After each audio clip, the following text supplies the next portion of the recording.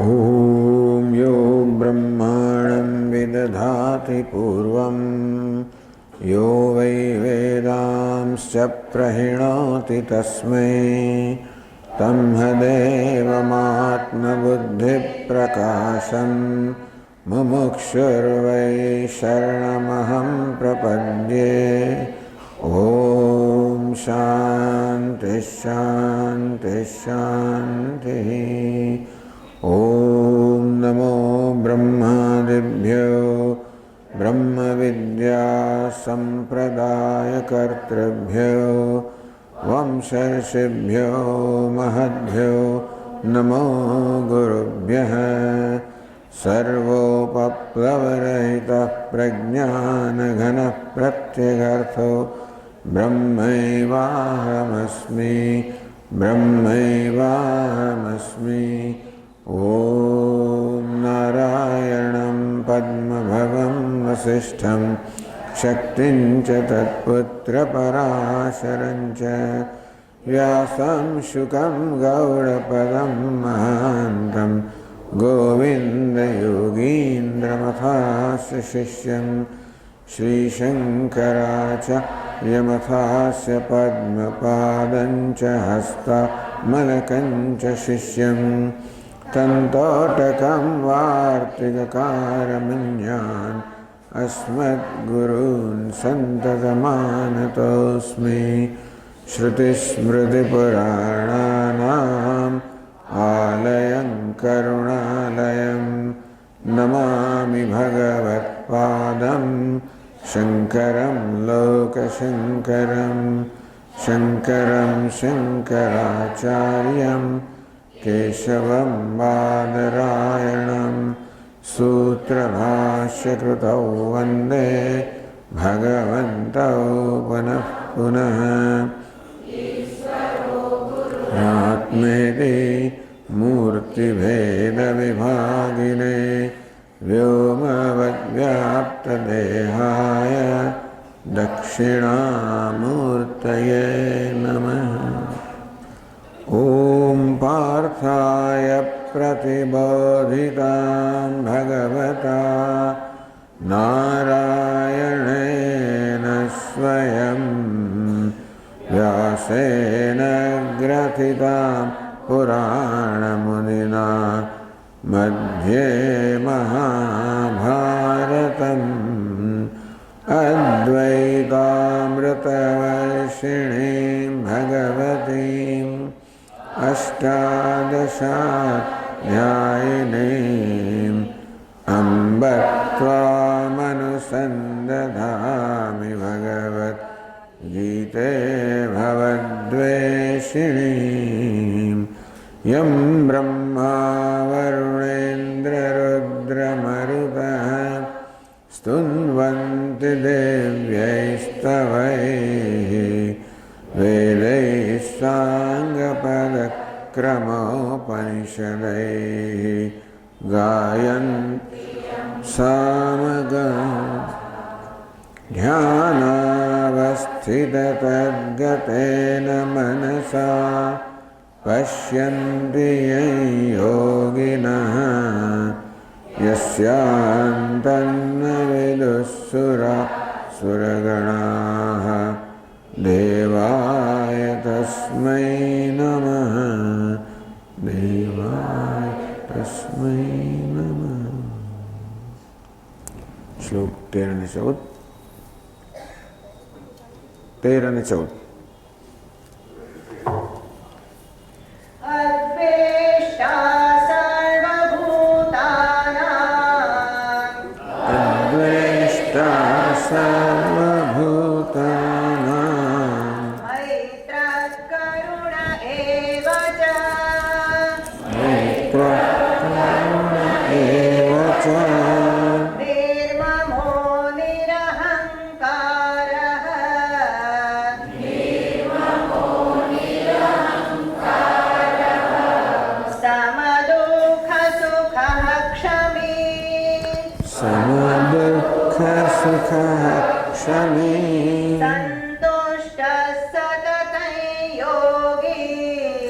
संतुष्टः સતતં यतात्मा दृढनिश्चयः યતાત્મા દૃઢનિશ્ચયઃ मय्यर्पितमनो बुद्धिः મય્યર્પિતમનો બુદ્ધિः यो मद्भक्तः स मे प्रियः યો મદ્ભક્તઃ સ મે પ્રિયઃ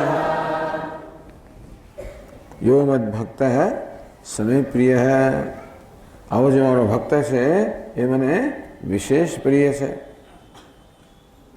બધા જ ભગવાન તો પ્રિય છે, પરંતુ આવો ભક્ત જેનું અંતઃકરણ નિર્મળ છે, જેના હૃદયમાં ભગવાન પ્રકાશી રહ્યા છે, જેના હૃદયમાં ભગવાનનો આવિર્ભાવ થયેલો છે, એ આવા ઉદાત્ત જે ગુણો ધરાવનારો છે એ ભગવાનના અત્યંત પ્રેમનો અનુભવ કરી શકે છે.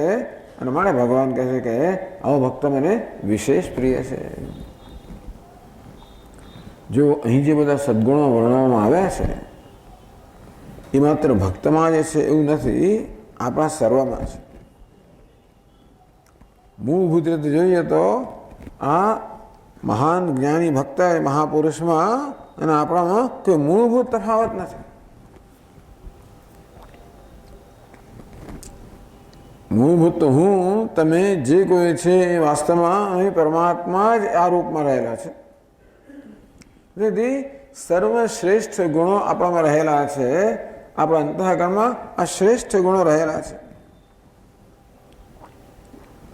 માત્ર અજ્ઞાનને કારણે, રાગદ્વેષને કારણે, આ બધાને કારણે એ ગુણો પર જાણે કે આવરણ ના આવી ગયું હોય, તેથી એ પ્રગટ થતા નથી હોતા. એવું કોઈ સંજોગો આવે છે ખરા જ્યારે આવરણ ક્ષણ પર હટી જાય અને આપણે પણ અત્યંત ક્ષમાવાન બની જઈએ, આપણે પણ અત્યંત કરુણ બની જઈએ, કારણ કે ક્યારેક ક્યારેક આવા સદ્ગુણોનો ઉદ્ભવ આપણામાં થતો હોય છે. એ ત્યારે થાય જ્યારે આ સદ્ગુણો આપણામાં હોય. એટલે આ સર્વ સદ્ગુણો આપણામાં છે. જે ભક્તનું વર્ણન કરવામાં આવ્યું છે એને આપણે આપણું પણ વર્ણન ગણી શકીએ. એક આદર્શનું વર્ણન છે, આપણે પણ આ આદર્શ સિદ્ધ કરી શકીએ. એટલા જ માટે વર્ણન કરવામાં આવે છે. જો આ ભક્તમાં જે પ્રકારના સદ્ગુણો છે એ આપણને ક્યારેય પ્રાપ્ત થાય એમ ન હોય તો પછી આ વર્ણનનો અર્થ એટલા પણ નથી કે આ માત્ર એક બૌદ્ધિક વ્યાયામ બની જાય કે આ ભક્ત આવો હોય. પરંતુ ગઈકાલે કહ્યું તે પ્રમાણે જે ભક્ત માટે સહજ છે એ આપણે માટે પ્રયત્ન સાધ્ય છે, પ્રયત્નપૂર્વક સિદ્ધ કરવાનું છે. તો એ અંતઃકરણ અત્યંત નિર્મળ બની જાય. એમાં ભગવાનની અત્યંત ઉદાત્ત ભક્તિનો ઉદય થાય ત્યારે વ્યક્તિત્વ કેવું બની જાય એનું વર્ણન આ બધા શ્લોકોમાં કરે છે. અદ્વેષ્ટા સર્વભૂતાનામ પ્રાણી માત્ર પ્રત્યે દ્વેષનો અભાવ. ટૂંકમાં આ ભક્તના હૃદયમાં નિર્મળ અંતઃકરણમાં કોઈનો પ્રત્યે દ્વેષ જન્મતો જ નથી. દ્વેષ ક્યારે જન્મે? આપણે કશું સહન ન કરી શકીએ, આપણને એમ લાગે કે આપણને દુઃખ પહોંચાડવામાં આવ્યું છે, આપણું અપમાન કરવામાં આવ્યું છે, આપણી હાનિ કરવામાં આવી છે, આપણા પર અપકાર કરવામાં આવે, એવડો માનીએ તો દ્વેષ જન્મે. આ ભક્તને એવું લાગતું જ નથી કે મને કંઈ કરવામાં આવી રહ્યું હોય. કંઈ કહે છે કે જે દ્વેષ કરનાર છે, જાણે કે આમ તો આપણે કોઈનો દ્વેષ ન કરીએ પણ આપણો કોઈ દ્વેષ કરતો તો આપણે દ્વેષ થઈ જાય. કોઈ આપણો તિરસ્કાર કરતો હોય તો આપણે એમાં તિરસ્કાર આવી જાય. આપણા પ્રત્યે ક્રોધ કરતો હોય આપણામાં ક્રોધ આવી જાય. કારણ કે આપણે એને બીજા તરીકે જોઈએ છીએ. ભક્ત તો સર્વને આત્મરૂપે જોઈએ છે. પોતાના પ્રત્યે કોઈનો દ્વેષ ના હોઈ શકે અને માટે ભક્તને કોઈ પ્રત્યે દ્વેષ નથી. ક્ષમી અત્યંત ક્ષમાવાન છે. ક્ષમા એના માટે સહજ છે, અત્યંત ઉદાર ચિત્તનો છે, ઉદાર દિલનો છે. અને તેથી બધાના ગુણ દોષ છે એને સ્વાભાવિક રીતે એને અવકાશ આપે છે. આકાશ કેવું વિશાળ છે, બધાને કેવું અવકાશ પ્રદાન કરનાર છે. આકાશ ગુણ દોષ સારું નરસું આ બધાને અવકાશ પ્રદાન કરે છે. તો ભક્ત હૃદય પણ બધાને અવકાશ પ્રદાન કરે છે. એ સમજે છે કે દુનિયામાં બધાને સ્થાન છે. સારું ખરાબ જે કહે બધું ઈશ્વરે સર્જેલું છે. એ દરેક દરેકનું કોઈ સ્થાન છે, દરેક દરેકનું પ્રયોજન છે. જે કહે છે એનું કોઈ પ્રયોજન છે, કોઈ હેતુ છે. વળી માણસ જે છે એ હોવામાં એને બિચારાને સ્વતંત્રતા નથી. જો માણસ ક્રોધ કરતો હોય તો ખરેખર એની લાચારી બતાવે છે. કોઈ દ્વેષ કરતું હોય, કોઈ ક્રોધ કરતું હોય, કોઈ અપમાન કરતું હોય, કોઈ નિંદા કરતું હોય, તો એના બાહ્ય વ્યવહારની પાછળ જે વ્યક્તિ રહેલી છે એને જોઈશું તો જણાશે કે ત્યાં એક અસહાય વ્યક્તિ છે. આ ક્રોધ આપણે કરતા નથી, ક્રોધ આપણો કબજો લઈ લેતો હોય છે. હું તમને કહું ચલો ક્રોધ કરો, જરા મારા પર ક્રોધ કરો, કરો ક્રોધ.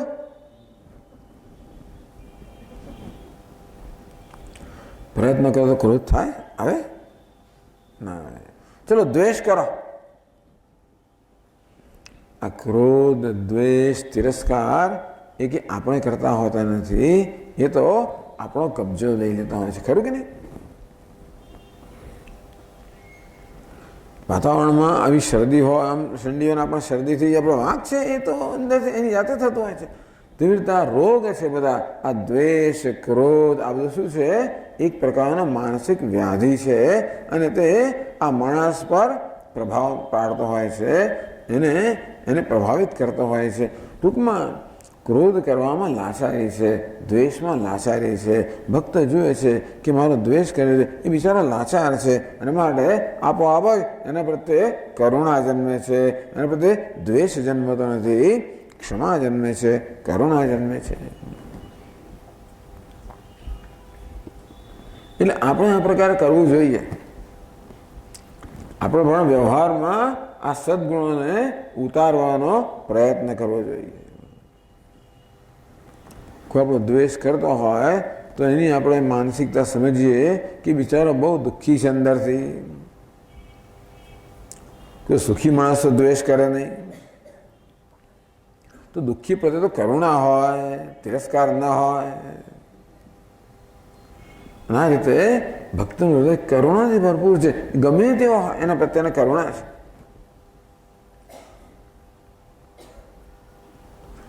રંતીદેવ પાસે 48 દિવસના ઉપવાસ હતા.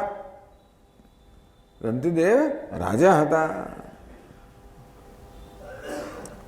ચક્રવર્તી હતા, અને છતાં પણ એનો નિયમ હતો કે કરવેરામાંથી જ આવક થાય એમાંથી મારું ગુજરાન નહીં ચલાવવાનું. હું જાતે મહેનત કરું એમાંથી જે મળે એમાંથી મારું ગુજરાન ચલાવવાનું.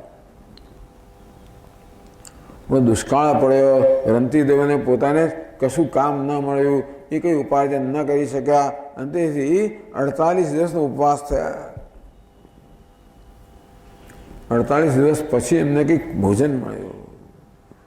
બધા બેસીને ખાવાની તૈયારી કરે એટલે એક બ્રાહ્મણ આવી ગયો, બહુ ભૂખ્યો છે, મને ભોજન આપો. ચલો એને ભોજન કરાવડાવ્યું.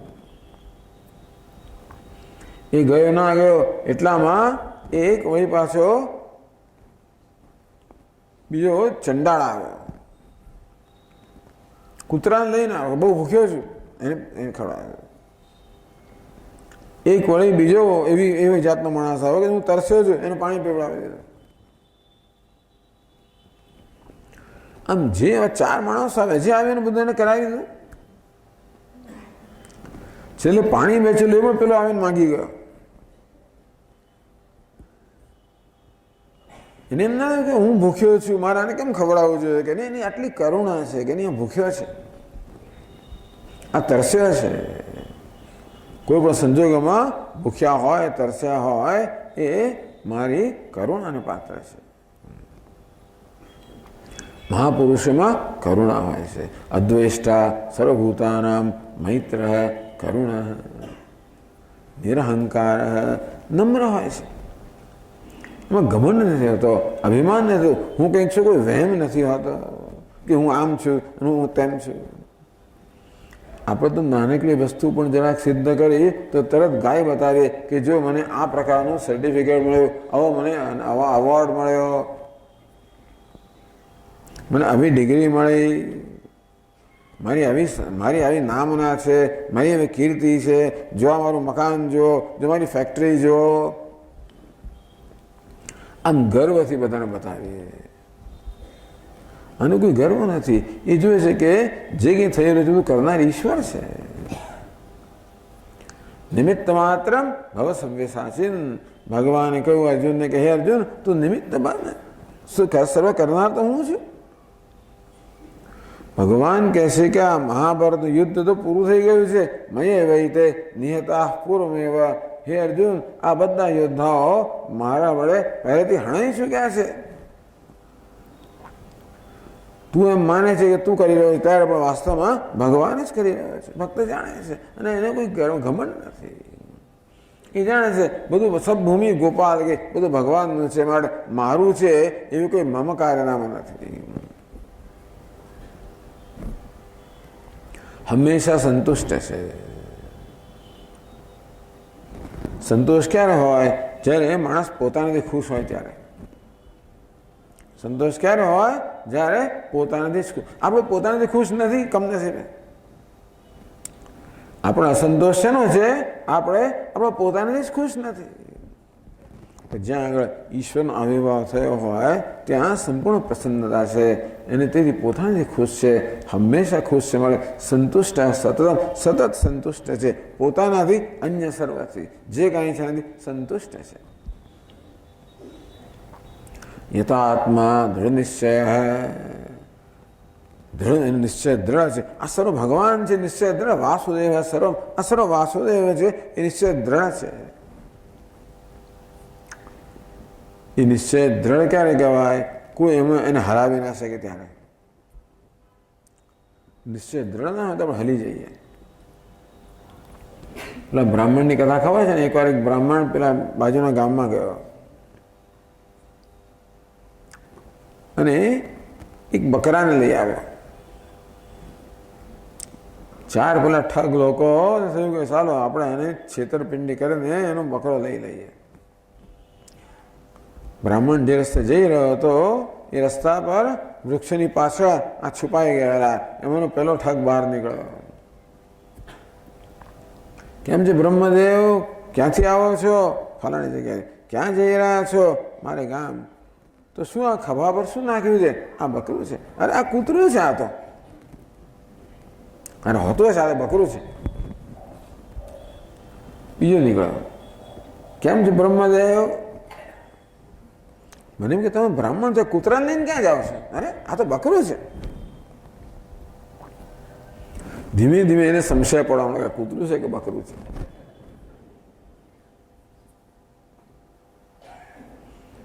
ત્રીજી વાર કહ્યું, ચોથી વાર કહ્યું, લાગે આ તો કૂતરું છે, ફેંકીને જતો રહ્યો. દ્રઢ નિશ્ચય નથી. નિશ્ચય આપણો ના હોય દ્રઢ તો ડગી જઈએ આપણે. જીવનમાં આપણે ડગી જતા હોઈએ છીએ. ભગવાન પ્રત્યે શ્રદ્ધા પણ ડગી જતી હોય છે. સ્વામી કેટલી પ્રાર્થનાઓ કરી, ભગવાન સાંભળતો જ નથી. આપણે નિરાશ થઈ જઈએ, ડગી જઈએ. ભગવાન કૃપાળુ છે ખરો કે ભગવાન નિષ્ઠુર છે? ભગવાન કૃપાળુ છે કોણ કે કેટલો નિષ્ઠુર છે? મારા બધા કેટલી નિષ્ઠુરતા દાખવે છે. દૃઢ નિશ્ચય ભગવાન વિષયનો દૃઢ નિશ્ચય છે. કોઈ સંજોગોમાં નિશ્ચય બદલાતો નથી. કોઈ કુતર્કથી પણ એ નિશ્ચયને હલાવી શકે નહીં કે સર્વ વાસુદેવ છે. એના અનુભવનો વિષય છે, એના માટે કોઈ તર્કથી એને હલાવી ના શકે.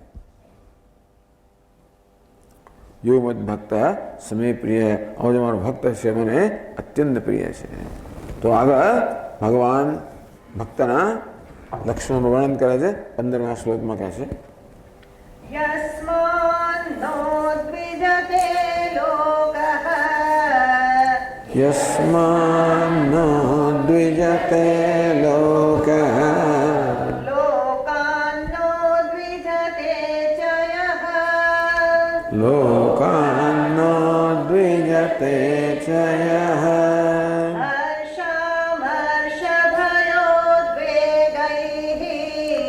હર્ષામર્ષભયોદ્વેગૈઃ મુક્તો યસ્સ ચ મે પ્રિયઃ મુક્તો યસ્સ ચ મે પ્રિયઃ. ભક્તોનું આગળ વર્ણન કરે છે ભગવાન. યસ્માત ન ઉદ્વિજતે લોકઃ, જેનાથી કોઈને ઉદ્વેગ થતો નથી. ઉદ્વેગ કોને કહેવાય? વ્યાકુળતા, ગભરાટ, ચિંતા, ભય અને ઉદ્વેગ કહેવાય. તો ભક્ત ક્યારે પણ કોઈના ભયનું કારણ બનતો નથી, કોઈ એનાથી ડરતું નથી, કોઈ એને કારણે કોઈનામાં ડર કે ભય કે વ્યાકુળતા જન્મતા નથી. આપણે ક્યારે ભયનું કારણ બને ખબર છે? જ્યારે કોઈને એમ લાગે કે આ મારું કંઈ ઝૂંટવી લેશે, મારું કંઈ લઈ લેશે, મારામાં ભાગ પડાવશે, મારું અપમાન કરશે, મારી હાંસી ઉડાવશે.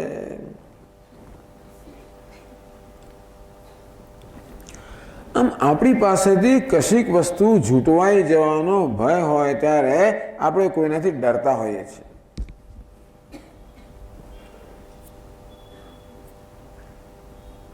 હજી પણ આ ગામમાં પોલીસ વગેરે તો લોકો ડરી જાય કે શું કરશે આવીને.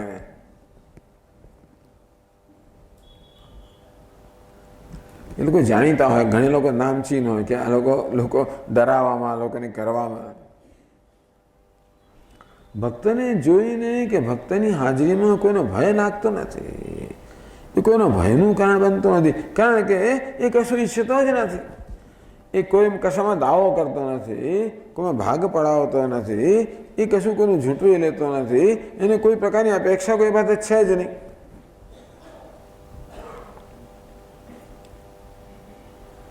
આમ એ ક્યારેય કોઈના ડરનું કે ઉદ્વેગનું કારણ બનતો નથી. અને લોકાન્નો દ્વિજતે છે.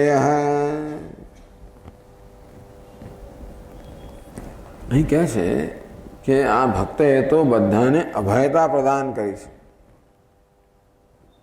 જ્યારે કોઈ વ્યક્તિ સંન્યાસ લે ત્યારે આવું વ્રત લેવામાં આવતું હોય છે. અભયમ સર્વભૂતેભ્યો દત્વા સંન્યસ્ય માચરેત. બધા જ પ્રાણીઓને નિર્ભયતા પ્રદાન કરીને સંન્યાસનું આચરણ કરવું જોઈએ. નિર્ભયતા પ્રદાન કરવી એટલે એ પ્રકારનું વચન આપવું કે હવે હું કોઈમાં ભાગ પડાવવાનો નથી, મારો કોઈ હક નથી, હું કોઈની સ્પર્ધા કરવાનો નથી.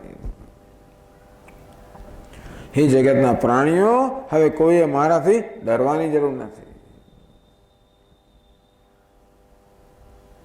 ભક્ત આ પ્રકારનો છે. એ તો મિત્ર છે, એ તો કરુણ છે, એનાથી કોને ડર લાગે? બધા પ્રત્યે મિત્રતા દાખવનારો છે, એ દુઃખી પ્રત્યે કરુણા દાખવનારો છે, કોઈ પ્રત્યે દ્વેષ કરનારો નથી, કોઈની સ્પર્ધા કરનારો નથી, એની કોઈ પાસેથી કંઈ માંગણી નથી. પ્રજા હાથ યદા કામાન, જેને કોઈ આગળ કહે છે અનપેક્ષા, એની કોઈ અપેક્ષા જ નથી. આપણી પાસે કોઈ અપેક્ષા રાખતું હોય ને તો પણ આપણે જ્યારે ગભરાટ થાય. આપણે કોઈ અપેક્ષા રાખતું હોય, કોઈ માગણી કરતું હોય, એવું ઈચ્છતું હોય કે મારે અમુક રીતે જ વર્તવું, આમ કરવું, આમ ન કરવું, આ પ્રકારની અપેક્ષાઓ એ રાખતો હોય તો આપણે છે ને જરા અસ્વસ્થ બની જતા હોઈએ છીએ કે ભાઈ આ આપણે ના કરે. કોઈ વ્યક્તિની હાજરીમાં આપણે સ્વસ્થ ક્યારે હોઈએ? આપણે જેવા છીએ તેવા આપણો સ્વીકાર થતો હોય ત્યારે. આપણે તો ગુણ દોષ બધું ભરેલા છે આપણામાં.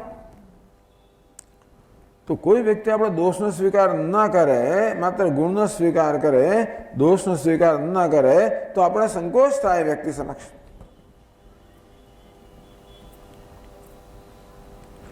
પણ એ ગુણ દોષ બધાનો સ્વીકાર કરે છે એટલે ઉદાર છે. જોયે છે કે દોષ માટે કોઈનો દોષ નથી. દોષ તો અજ્ઞાનને કારણે આવી ગયા છે. દોષ તો બધા અજ્ઞાનને કારણે કહો, ઉછેરને કારણે કહો, દુસ્સંગને કારણે કહો, પૂર્વ સંસ્કારને કારણે કહો, આમ દોષ હોવો એ કોઈનો વાંક નથી. માટે એ સર્વ વ્યક્તિઓનો એ જેવા છે તેઓ સ્વીકાર કરે છે, પણ બધા જ એની હાજરીમાં કમ્ફર્ટેબલ છે, સ્વસ્થ છે. આ બહુ અગત્યની વસ્તુ છે કે કોઈ આપણાથી ડરે નહીં. લોકોના ડરનું કારણ ના બને. જો ઘણી વાર આપણે શું કરતા હોઈએ છીએ કે લોકોને ડરાવીને આપણું કામ કરાવતા હોઈએ છીએ. આપણે શું કરીએ? લોકોને કંટ્રોલ કરીએ, નિયંત્રણ કરીએ, આપણી સત્તાનો ઉપયોગ કરીએ. આપણે એમાં કોઈ પ્રકારની આપણા કોઈ વિશેષતા હોય, સત્તા હોય, કોઈ મહત્તા હોય, એનાથી આપણે લોકો પર જરા દબાણ કરીએ અને આપણી ધારણા પ્રમાણે એને મચડીએ, આપણી ધારણા પ્રમાણે નિયંત્રણ કરીએ. લોકોને જોયા છે તમે? એવું કંઈ કરતા નથી. એ લોકો પર કંટ્રોલ કરતો નથી. લોકો બીજાએ કેમ વર્તવું એવી કોઈ જાતનો આગ્રહ રાખતો નથી. જે જેવા છે તેવા જ પ્રેમથી સ્વીકારે છે. અને માટે કોઈને આ ભક્ત પ્રત્યે ભક્ત તરફથી ઉદ્વેગ થતો નથી. બધા એની હાજરીમાં અત્યંત સ્વસ્થ છે, કમ્ફર્ટેબલ છે, નિર્ભય છે. તો કોઈને થાય કે ભાઈ બીજા લોકોને આ ભક્તથી ઉદ્વેગ જન્મતો નથી કે ભય જન્મતો નથી, તો ભક્તને બીજાથી ભય જન્મે કે ના જન્મે? બીજાથી ઉદ્વેગ જન્મે કે નહીં? તો કે નહીં. લોકાનો દ્વિજતે ચય, એને પણ કોઈથી ઉદ્વેગ જન્મતો નથી. એ મધુસૂદન સરસ્વતી કહે છે કે ઘણા લોકોનો તો સ્વભાવ હોય છે કે બીજામાં ઉદ્વેગ જન્માવવો. એવા દુષ્ટ લોકો હોય છે કે બીજાને ભયભીત કરવા એવો સ્વભાવ હોય છે. એવા લોકોથી પણ આને કોઈ ભય કે ઉદ્વેગ જન્મતો નથી. ભય ક્યારે જન્મે? કશીક વસ્તુ પકડી રાખવાની હોય ત્યારે, કશીક આસક્તિ હોય ને ત્યારે ભય જન્મે. ભરતુરી મહારાજ કહે છે કે આસક્તિ ભયનું મૂળ છે. ભોગે રોગ ભયમ, જો ભોગમાં આસક્તિ હોય તો રોગનો ભય છે. કુલે ચ્યુતિ ભયમ, કુળમાં આસક્તિ હોય તો પતન થવાનો ભય છે. વિત્તે નૃપાલાદ ભયમ, જો વિત્તમાં એટલે ધન સંપત્તિમાં આસક્તિ હોય તો રાજાનો કે કરવેરા લઈ જવાનો ડર હોય. માને દૈન્ય ભયમ, બહુ અભિમાની હોય તો હંમેશા કોઈક આવીને મારું અભિમાન તોડશે એવો ડર રહે. રૂપે જરાયા ભયમ, જો રૂપમાં આસક્તિ હોય તો વૃદ્ધાવસ્થાનો ડર હોય. કાયે કૃતાંતાદ ભયમ, જો શરીરમાં આસક્તિ હોય તો મૃત્યુનો ડર હોય. બધા માણસો બિચારા ભયભીત છે, કશા ને કશાથી ડરતા હોય છે. કેમ? કારણ કે ક્યાંક ને ક્યાંક આસક્તિ હોય છે. આ તો મારે જોઈએ જ, આના વગર તો ના જ ચાલે. પણ જેની કોઈ આસક્તિ જ નથી એને કોઈ ભય નથી. એટલે લોકાનો દ્વિજતે ચય, જેને કોઈથી ઉદ્વેગ જન્મતી, જે કોઈના ઉદ્વેગનું કારણ નથી, જેને પોતાના પણ કોઈથી ઉદ્વેગ જન્મતો નથી. બધા એની હાજરીમાં સ્વસ્થ છે, નચિંત છે. એ પણ બધાની હાજરીમાં નચિંત છે.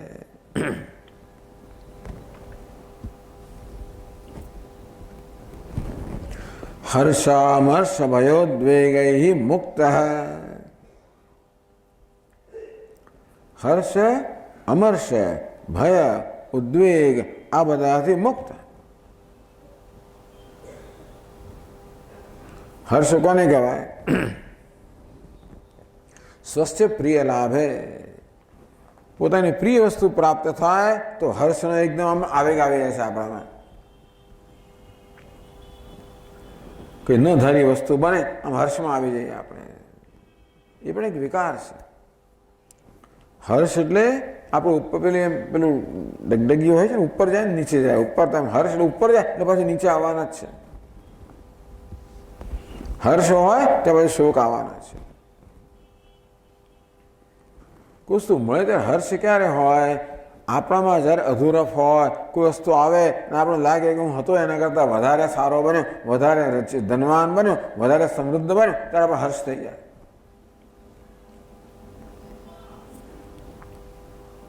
પણ આપણી પાસે જે વસ્તુ છે એ કોઈ આપે તો હર્ષ થવાનો છે? હર્ષ ક્યારે થાય? આપણે ઊણા હોઈએ, અધૂરા હોઈએ અને કંઈક આપણે મળે તો હર્ષ થઈ જાય. મારા ખિસ્સામાં એકે પૈસો નથી, અમને કંઈ 100 રૂપિયા આપી દે એકદમ હર્ષમાં આવી જાઓ. મારી પાસે મોટર ગાડી નથી, પગ ઘસડતો જઈ રહ્યો છું, મને કોઈ ગાડીમાં બેસાડે હર્ષમાં આવી જાઓ. પરીક્ષામાં પાસ થવાની જરા પણ અપેક્ષા ન હતી, એકદમ સેકન્ડ ક્લાસ પાસ થઈ ગયો, હર્ષમાં આવી જાઓ. હું ઇન્ટરવ્યૂ આપવા મળી ગયો, નોકરી મળી ગઈ, હર્ષમાં આવી જાઓ. આમ કઈ ઈચ્છિત વસ્તુ મળી તો હર્ષમાં આવી જાય છે. પણ જેની બધી ઈચ્છાઓ પૂરી થઈ ગઈ છે, જે સ્વયં પોતાની સંતુષ્ટ છે, જેમાં કોઈ વૃદ્ધિ ક્ષય થઈ ના શકે. બીજા અધ્યાયમાં ભગવાન જ્ઞાની પુરુષને સમુદ્ર સાથે સરખાવ્યા છે. સમુદ્ર કેવો છે? સર્વ બાજુથી સંપૂર્ણ છે. અપૂર્યમાણમ અચલ પ્રતિષ્ઠમ, જે સર્વ બાજુમાંથી પૂર્ણ છે. નદીઓ પાણી ઠાલવે તો એની પૂર્ણતામાં વૃદ્ધિ ન થાય, કદાચ નદીઓ પાણી ન ઠાલવે તો પૂર્ણતામાં ક્ષણ પણ ન થાય. તેમ કશુંક મળી જાય તો ભક્તના વૃદ્ધમાં કંઈ વૃદ્ધિ થતી નથી, કંઈ ના મળે તો ક્ષય થતો નથી. માટે કશું મળવાથી એને હર્ષનો આવેગ આવતો નથી, કશું ન મળવાથી શોકનો પણ આવેગ નથી આવતો. આ કેવો? એને કશું થાય જ નહીં સ્વામીજી, એને હર્ષ પણ જન્મે જ નહીં, તો હોય શું ત્યારે? હર્ષ પણ ના હોય અને શોક પણ ના, કોઈ લાગણી જ નથી. એવું નથી. હર્ષ પણ નથી, શોક પણ તો શું છે? પ્રસન્નતા છે. હર્ષ એ રજોગુણી ભાવ છે, શોક એ તમોગુણી ભાવ છે, પ્રસન્નતા સત્વગુણનો ભાવ છે. આ ભક્ત તો સત્વગુણમાં પ્રતિષ્ઠિત છે. અંતેથી હર્ષ શોકના આવેગથી મુક્ત છે. અમર્ષ, અમર્ષ કોને કહેવાય? અસહિષ્ણુતા, ઈર્ષ્યા, અસહિષ્ણુતા, કે વસ્તુ સહન ના કરવી.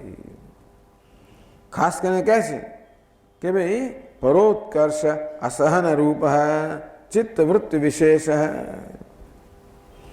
બીજું કોઈ આગળ વધે ને તો આપણે સહન કરી શકતા નથી. કેવા છે આપણે? એટલે બીજાને મળે તને શું, એ આગળ વધી ગયો ને એમાંથી સહન ના થાય.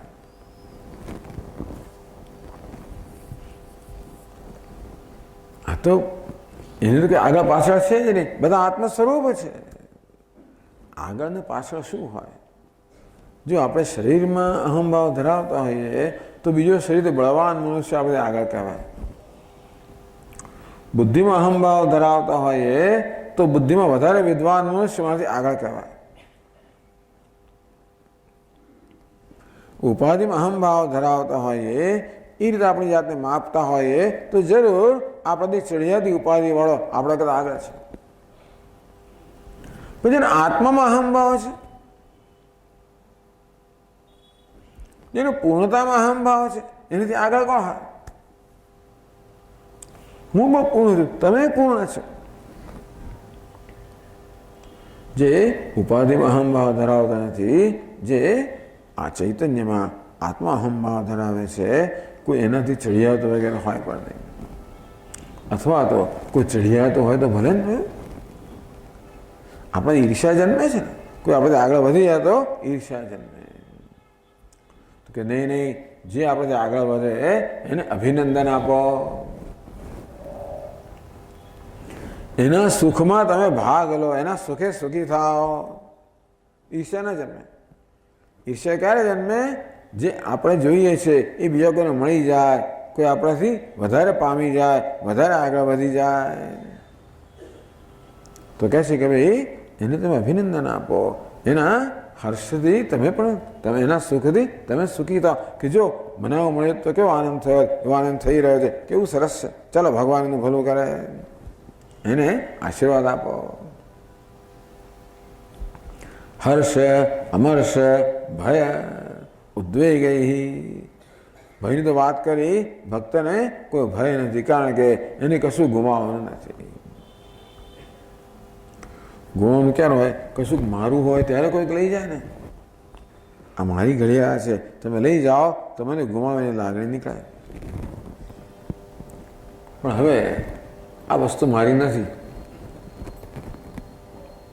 અલંકાર બંગડીને બધું મૂકેલું છે, આ બધું આ મારું, તમે લઈ જાઓ તો મને કશું ના થાય કે મારું નથી.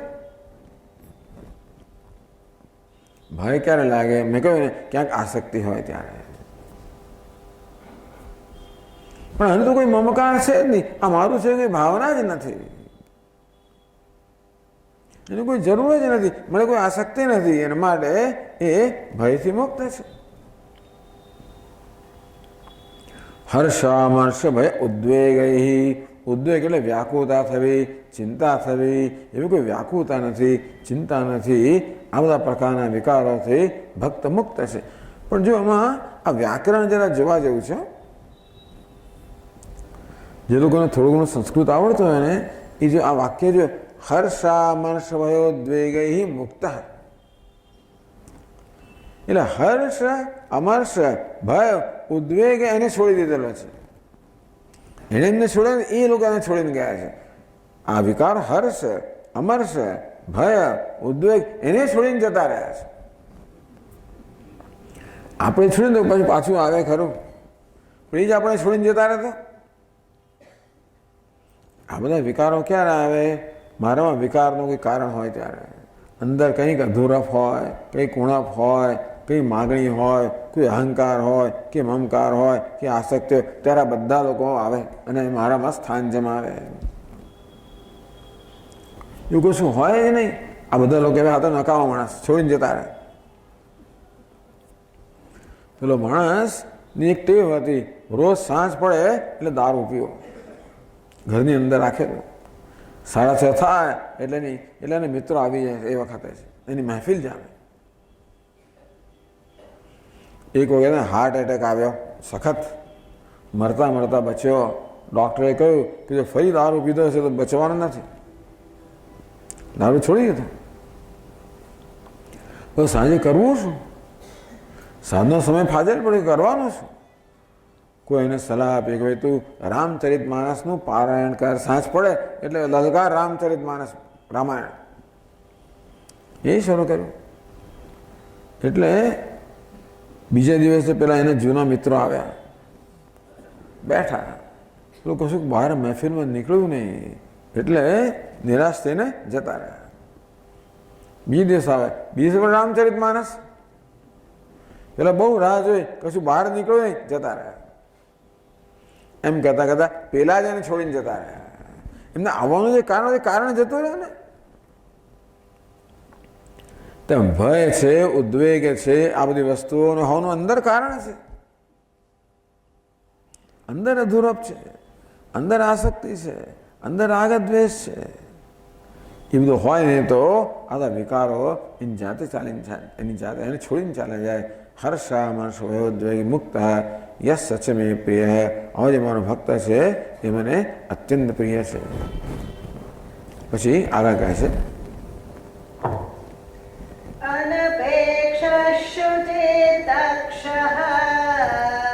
અનપેક્ષશુ ચેદક્ષ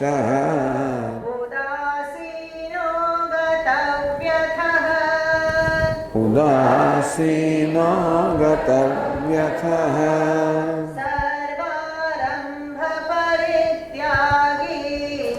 સર્વારંભ પરિત્યાગી યો મદ્ભક્તઃ સ મે પ્રિયઃ યો મદ્ભક્ત સમે પ્રિય.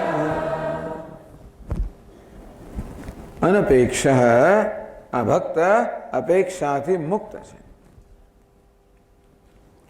કોઈની પાસે કોઈ અપેક્ષા નથી, કોઈની પાસે કોઈ માગણી નથી, એ કોઈની પાસે કોઈ માગણી કરતો નથી, કોઈની પાસે કોઈ અપેક્ષા રાખતો નથી. હવે આપણે આપણા મનને જોઈશું, આપણા સંબંધને જોઈશું તો તમે જોજો કે દરેક સંબંધમાં કશી ને કશી અપેક્ષા તો હોય જ છે. અરે પતિ પત્નીના સંબંધમાં પણ પતિને પત્ની પાસે અપેક્ષા હોય, પત્નીને પતિ પાસે અપેક્ષા હોય, પિતાને પુત્ર પાસે અપેક્ષા હોય, પુત્રને પિતા પાસે અપેક્ષા હોય, મિત્રને મિત્ર, બધાને એકબીજાને અપેક્ષા હોય જ છે.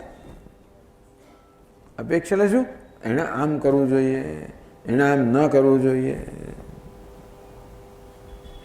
એણે મારી આ માગણી પૂરી કરવી જોઈએ, એને મારા પર આ ઉપકાર કરવો જોઈએ, આવી અપેક્ષા.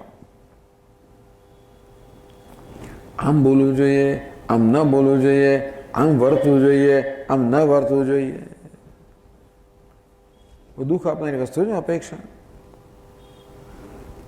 આપણું બધું દુઃખ શામાંથી આવે છે? અપેક્ષામાંથી આવે છે. દુઃખ ક્યારે થાય? આપણી અપેક્ષા પૂરી ન થાય ત્યારે. અપેક્ષા કેમ છે? અંદર અધૂરપ છે એટલા માટે. હું શા માટે તમારી પાસે અપેક્ષા રાખું કે તમારે આમ કરવું જોઈએ, તમારે ના કરવું જોઈએ? તમે એમ કરો તો મને સારું લાગે, એમ ના કરો તો મને ખરાબ લાગે. પણ જે પોતાનાથી સંતુષ્ટ છે, જે અન્યથી સંતુષ્ટ છે, એને કોઈ અપેક્ષા ક્યારે હોય? આપણામાં કોઈ વૃદ્ધિ થઈ શકે ત્યારે. આ તો પૂર્ણ હોવાને કારણે કોઈ વૃદ્ધિનો સવાલ જ નથી. અપેક્ષા ક્યારે હોય? વ્યક્તિ જેવી હોય તે ન સ્વીકારીએ ત્યારે. વ્યક્તિ જેવી હોય તે ન સ્વીકારીએ ત્યારે અપેક્ષા હોય કે એને બદલાવવું જોઈએ. કેમ બદલાવવું જોઈએ? મને અનુકૂળ થવું જોઈએ. ટૂંકમાં આપણી અપેક્ષા એક જ છે, દુનિયાએ મને અનુકૂળ થવું જોઈએ, દુનિયાએ મને ખુશ કરવું જોઈએ. આ જ એક અપેક્ષા છે. દરેક અપેક્ષાની પાછળ આ અપેક્ષા છે, દુનિયાએ મને અનુકૂળ બનવું જોઈએ, દુનિયાએ મને ખુશ કરવો જોઈએ. અપેક્ષા ક્યારે? હું ખુશ ના હોઉં ત્યારે. તમારે મને ખુશ કરવો જોઈએ એ અપેક્ષા ક્યારે હોય? હું જ્યારે ખુશ ના હોઉં ત્યારે. તમારે મને અનુકૂળ બનવું જોઈએ એ અપેક્ષા ક્યારે હોય? અત્યારે જેવા હશે તો અનુકૂળ નથી ત્યારે. ખરેખર પણ જે છે અનુકૂળ જ છે. યચ્ચ કિંચિત જગત સર્વમ દૃશ્યતે શ્રૂયતે વિવા અંતર્બહિશ્ચ તત્સર્વમ વ્યાપ્ય નારાયણ સ્થિત. ભક્તો તો જુએ છે કે આ જગતમાં જે કંઈ છે, અહીં છે કે ત્યાં છે, અત્યારે છે કે પછી છે, એ સર્વમાં અંદર ને બહાર ભગવાન નારાયણ સર્વ વ્યાપ્ત કરી રહ્યા છે. બધું ભગવાન નારાયણનો જ ખેલ છે. તેથી કશી વસ્તુ બદલાય એવીની કોઈ માંગણી નથી. તમે આમ કરો, તમે જે છો એનાથી પ્રસન્ન છે. આપણે પ્રસન્ન નથી. આપણી પ્રસન્નતા માટે આપણે અપેક્ષા રાખીએ કે બીજાએ આમ કરવું જોઈએ, આમ ન કરવું જોઈએ તો હું પ્રસન્ન રહું. આ તો પ્રસન્ન છે પોતાનાથી, સર્વથી પ્રસન્ન છે. માટે એને કોઈ પાસેથી કોઈ અપેક્ષા નથી, કોઈ માગણી નથી, કોઈ આગ્રહ નથી. આ એ મુક્તિનું લક્ષણ છે. આપણે અપેક્ષા રાખીએ છીએ ને એમાં આપણે જ બંધાઈએ છીએ. જેટલી અપેક્ષા વધારે, જેટલી માગણી વધારે, એટલી પરતંત્રતા વધારે. ખરું કે નહીં? હું તમારી પાસેથી અપેક્ષા રાખતો હોઉં તો પછી હું ખુશ છું કે નહીં એ નક્કી કોણ કરે? તમે નક્કી કરો.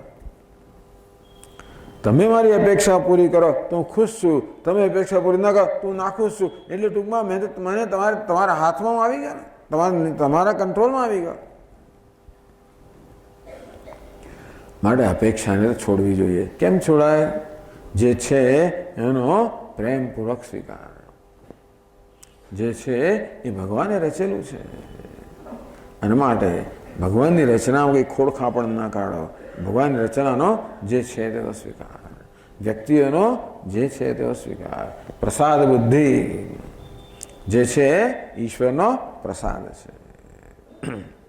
અનપેક્ષ સર્વત્ર પ્રસાદ બુદ્ધિ છે, સર્વનો સ્વીકાર છે, સર્વથી પ્રસન્ન છે. શુચિ એ કેવું છે? શુચિ એટલે પવિત્ર છે. આ સ્વચ્છતા અને પવિત્રતામાં મહાત્માઓ ફેર બતાવે છે. સ્વચ્છતા એક વસ્તુ છે, પવિત્રતા બીજી વસ્તુ છે. મહાત્માઓ સમજાવે કે જો તમારા વસ્ત્રો છે, તમે એને ધુઓ, સાબુ લગાડો, ગળી કરો વગેરે, ટીનોપોલ કરો, ઇસ્ત્રી કરો, સ્વચ્છ થઈ ગયા. એ વસ્તુને ગંગાજીમાં તમે ધુઓ ને તો પવિત્ર થાય. કદાચ એવા સ્વચ્છ ના પણ હોય, કદાચ થોડા ડાઘા રહી પણ ગયા હોય, ઇસ્ત્રીવાળા ના પણ હોય, તો ગંગાજીમાં ધોવાયેલા હોય તો એ કેવા છે? પવિત્ર છે. શુચિ ભક્ત કેવો છે? પવિત્ર છે. અંદર બહાર બે પ્રકારની પવિત્રતા શંકરાચાર્ય મહારાજ કહે છે કે સ્વચ્છતા કે પવિત્રતા બે સ્તરની છે, બહારની અને અંદરની. ફક્ત બહારથી સ્વચ્છ છે જ, સુઘડ છે, પવિત્ર છે. પવિત્ર કેમ છે? કારણ કે આપણું અન્ન ક્યારે પવિત્ર કહેવાય? જે ધનથી આપણે અન્ન ખરીદ્યું છે એ જો પવિત્ર હોય, એ યોગ્ય માર્ગે, એ પ્રામાણિકતાથી મેળવતો, તો એ વસ્તુ પવિત્ર છે. આમ આ ભક્ત અંદરથી પવિત્ર છે, માટે એનું બહારનું બધું પવિત્ર છે, અંદરમાં પવિત્ર છે. મનની અપવિત્રતા કોને કહેવાય? મનમાં રાગ હોય, દ્વેષ હોય, ઈર્ષ્યા હોય, તિરસ્કાર હોય, ઘૃણા હોય, શોક હોય, આને શું કહેવાય? અસ્વચ્છતા, અપવિત્રતા કહેવાય. ભક્તનું મન સ્વચ્છ છે, પવિત્ર છે. આપણે પણ આપણા મનને પવિત્ર રાખવાનો પ્રયત્ન કરવો જોઈએ. જો અત્યારે આપણે સરસ કપડાં પહેરેલા છે, ચા પીતા હોઈએ, એક ટીપું ચાનું પડી જાય આપણા શર્ટ પર, તો શું કરીએ ખબર છે? ચાનો કપ બાજુમાં મૂકીએ, ઉઠીને વોશ બેસિનમાં જઈને પહેલાં ધોઈ નાખીએ. તો સાબુ લઈને ધોઈ નાખીએ. તો જેવી રીતે આપણા વસ્ત્રો પર ડાઘા પડી જતા હોય છે દિવસ દરમિયાન, તમે ઈચ્છો કે નહીં ઈચ્છો, અને આપણે એને સાબુથી ધોઈ નાખતા હોઈએ, ડિટર્જન્ટ એને કહેવાય, ડિટર્જન્ટ. તે મનરૂપી વસ્ત્ર છે. દિવસના વ્યવહાર દરમિયાન આ મનરૂપી પોત પર પણ કંઈ ને કંઈ ડાઘા પડી જતા હોય છે. જરાક ક્રોધ આવી ગયો, જરાક ઈર્ષ્યા થઈ ગઈ, જરાક દુઃખ થયું, જરાક ભય લાગ્યો, અને શું કહેવાય? અપવિત્રતા. તો શું કરવાનું? પેલે ડિટર્જન્ટથી સાફ કરી નાખવાનું તરત. તો સ્વામીજી, આ મનરૂપી વસ્ત્રને સાફ કરવાનો કયો ડિટર્જન્ટ છે? એને કહેવાય પ્રતિપક્ષ ભાવના. પ્રતિપક્ષ ભાવના એટલે શું? આપણે વિરુદ્ધ પક્ષ લઈએ. એક પક્ષ લેવાથી, એક દ્રષ્ટિબિંદુથી ક્રોધ જન્મ્યો હોય તો આપણે વિરુદ્ધ દ્રષ્ટિબિંદુ લઈએ તો ક્રોધ જતો રહે. કોઈનું વર્તન સહન ન કરી શકવાને કારણે ક્રોધ જન્મ્યો હોય તો ક્રોધનું માન શું છે? ક્ષમા. જ્યારે ઉદારદિલતા, દયા, કરુણા, ક્ષમા, તરત મનમાં એ ભાવ લાવીએ તો પેલો ક્રોધ શમી જાય. ઈર્ષ્યા જન્મી હોય, કોઈ આપણે આગળ વધી ગયું, ઈર્ષ્યા જન્મી, તો શું કરવાનું? એને અભિનંદન આપો, એની ખુશીમાં ખુશ થાઓ. એ મારો પુત્ર હોત તો કેવું છે? પુત્રની ઈર્ષ્યા આપણે કરીએ. આપણો પુત્ર આગળ વધી ગયો, આપણે ઘણી વાર દીકરો બાપથી આગળ વધી જાય તો બાપ ઈર્ષ્યા કરે નહીં, બાપ ખુશ થાય. એમ સંબંધ જોડી દેવાથી આ મનમાં કોઈ પણ પ્રકારની નકારાત્મક વૃત્તિ જન્મે કે તરત જ પેલી પ્રતિપક્ષ ભાવનાથી, ડિટર્જન્ટથી એને ધોઈ નાખ્યું. એને નહીં તો શું થાય છે કે જો આપણે ડાઘા ન ધોઈએ તો પછી એવા થઈ જાય કે પાછળથી ધોવાય પણ નહીં. ભક્તને તો આ બધી એવી કોઈ અપવિત્રતા છે જ નહીં. આ તો આપણે શું કરવું જોઈએ? આપણે મનને પવિત્ર રાખવું જોઈએ. એવી અસ્વચ્છ કે અપવિત્ર કેવી નકારાત્મક વૃત્તિ જન્મી તરત જ પ્રત્યપક્ષ ભાવાધ્યાયને શુદ્ધ કરી દેવી જોઈએ.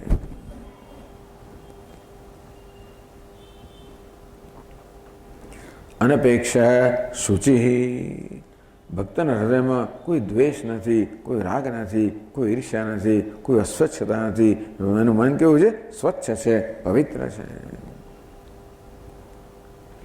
ઉદાસીન ગતવ્યથ, કે ઉદાસીન, ઉદાસીન શબ્દ સમજવો છે. ગુજરાતમાં ઉદાસીન ઉદાસ થઈ ગયો બિચારો. ભક્ત ઉદાસ નથી હોતા, ઉદાસીન ઉદાસ નથી હોતા.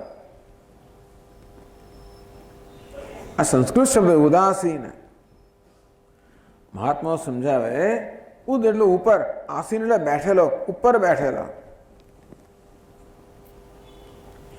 ઘણી વાર આપણે આપણી ઘરની બાલ્કનીમાં ઊભા હોય ને ઉપર, પહેલા કે બીજા માળે, તો નીચે રસ્તા પરથી ઘણી બધી વસ્તુ પસાર થતી હોય, આપણે ઉપર બેઠેલા છે. ક્યારેક લગ્નનો વરઘોડો પસાર થતો હોય એ પણ આપણે જોઈએ, કોઈ સ્મશાન યાત્રા પણ જાય તો એ પણ જોઈએ. હર્ષ પણ નથી, શોક પણ નથી, અને આમાં આસક્તિ નથી, આમાં દ્વેષ નથી. શું કહેવાય? ઉદાસીન. ઉપર બેઠા, આ બધા ઉપર ઉઠી ગયેલા. ભક્ત તો સંસારથી ઉપર ઉઠી ગયેલો છે. ભગવાન 15મા અધ્યાયમાં કે ઉર્ધ્વ મૂલમ, આ જગતનું મૂળ ક્યાં છે? ઉર્ધ્વ છે, પરમાત્મા છે. તો ભક્ત ક્યાં બેઠેલો છે? એ સંસારમાં બેઠેલો હોય તો સંસારની લાતો ખાયા કરે. એ ક્યાં બેસે? સંસારથી ઉપર. એ તો પરમાત્મામાં બેઠેલો છે. અંદરથી સંસારમાં જે કશી વસ્તુ બને એ બધી અસરથી મુક્ત છે. માટે ઉદાસીન, એ કોઈનો પક્ષ લેતો નથી. ઉદાસીન એવું પણ કહેવાય કે કોઈનો પક્ષ લેતો નથી, એનો કોઈ મિત્ર પણ નથી, શત્રુ પણ નથી. ઉદાસીન, નિષ્પક્ષ. ઉદાસીન એટલે શું? નિષ્પક્ષ. અનપેક્ષ શુચિ, હા દક્ષ રહી ગયો છે. અનપેક્ષ શુચિ દક્ષ, દક્ષ એટલે નિપુણ. આ બધા ભક્ત લોકોને, આ બધા આધ્યાત્મિક લોકો છે, આ બધા લોકોને કંઈ સંસારમાં ખબર પડે નહીં. આ તમે ભગત છો, બેસો, આપણે એમ કે એ લોકો માળા ફેરવી જાણે ખરા, કે વાતો કરી જાણે ખરા, બાકી વ્યવહારમાં કે એમને ગતાગમ પડે નહીં. આપણે એવું માનતા હોઈએ છીએ ઘણી વાર. તો ભગત છે સ્વામીજીને કંઈ ખબર ના પડે, એવું નથી. દક્ષ, નિપુણ છે. એનું હૃદય સ્વચ્છ છે ને, હૃદય સ્વચ્છ હોવાને કારણે સાવધાન છે. એટલે પરિસ્થિતિનો તાગ તરત કાઢી શકે છે. કારણ કે દરેક પરિસ્થિતિમાં આપણે ઘણી વાર કંઈક પ્રતિભાવ દર્શાવવાનો હોય છે, કે કર્મ કરવાનું હોય છે.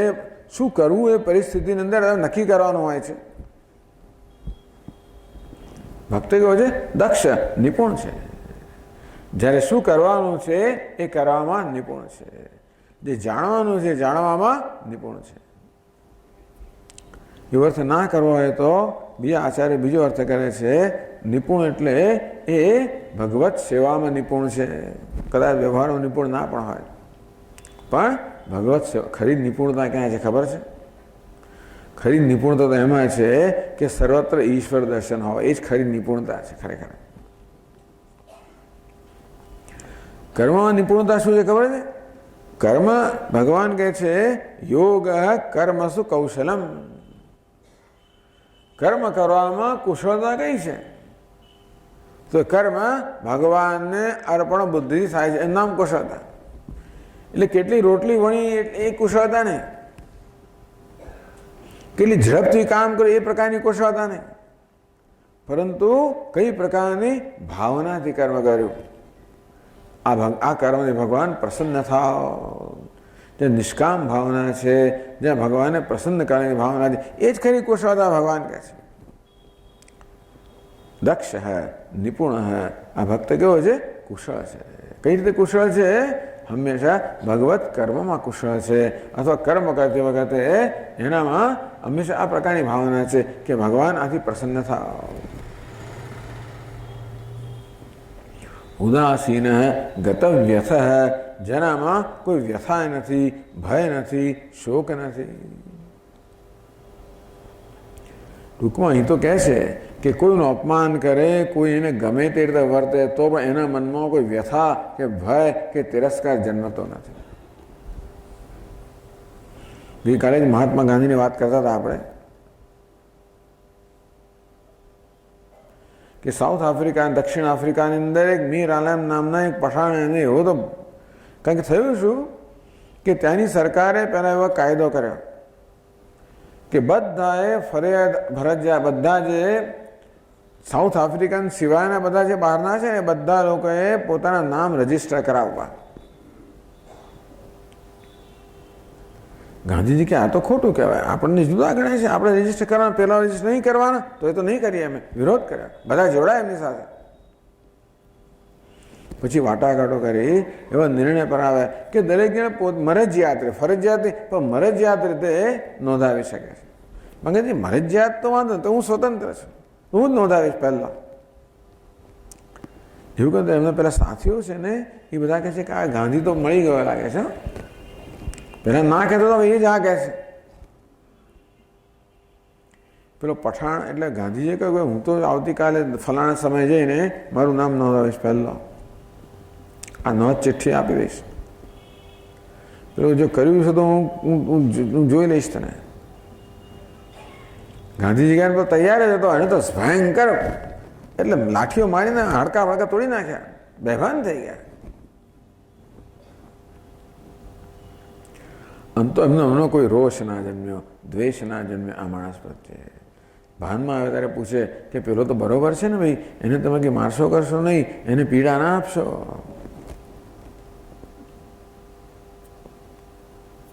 ગત વ્યથા, જેનો કોઈ વ્યથા નથી, જેનો કોઈ પીડા નથી, જેનો કોઈ ભય નથી. અનપેક્ષ શુચિ દક્ષ ઉદાસીન ગતવ્યથ સર્વારંભ પરિત્યાગી, બધા પ્રકારના આરંભનો જેણે ત્યાગ કર્યો છે.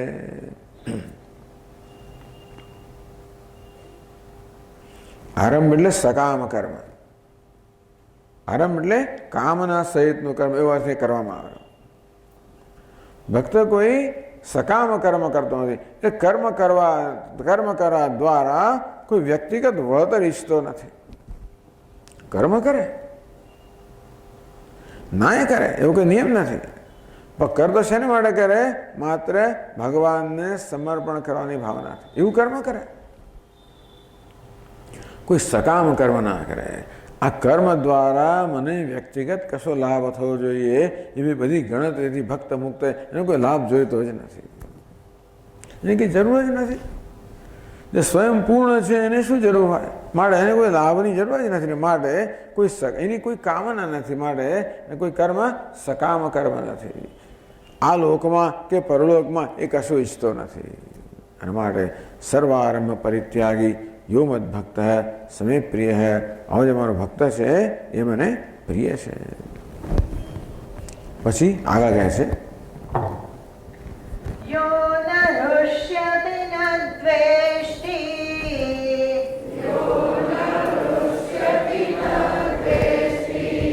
ન શોચતિ ન કાંક્ષતિ,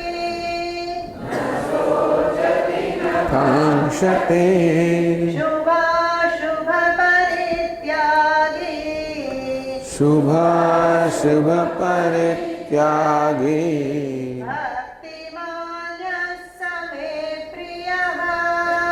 ભક્તિમાન્ય સમે પ્રિય. યો ન હૃષ્યતિ, જેનામાં હર્ષનો આવેગ આવતો નથી. આગળ આપણે કહ્યું ને, હર્ષ ક્યારે જન્મે? ઈષ્ટ પ્રાપ્ત. ઈષ્ટ અર્થાત કોઈ ઈચ્છનીય વસ્તુની પ્રાપ્તિ થાય તો આપણામાં હર્ષનો આવેગ આવે. યો ન હૃષ્યતિ,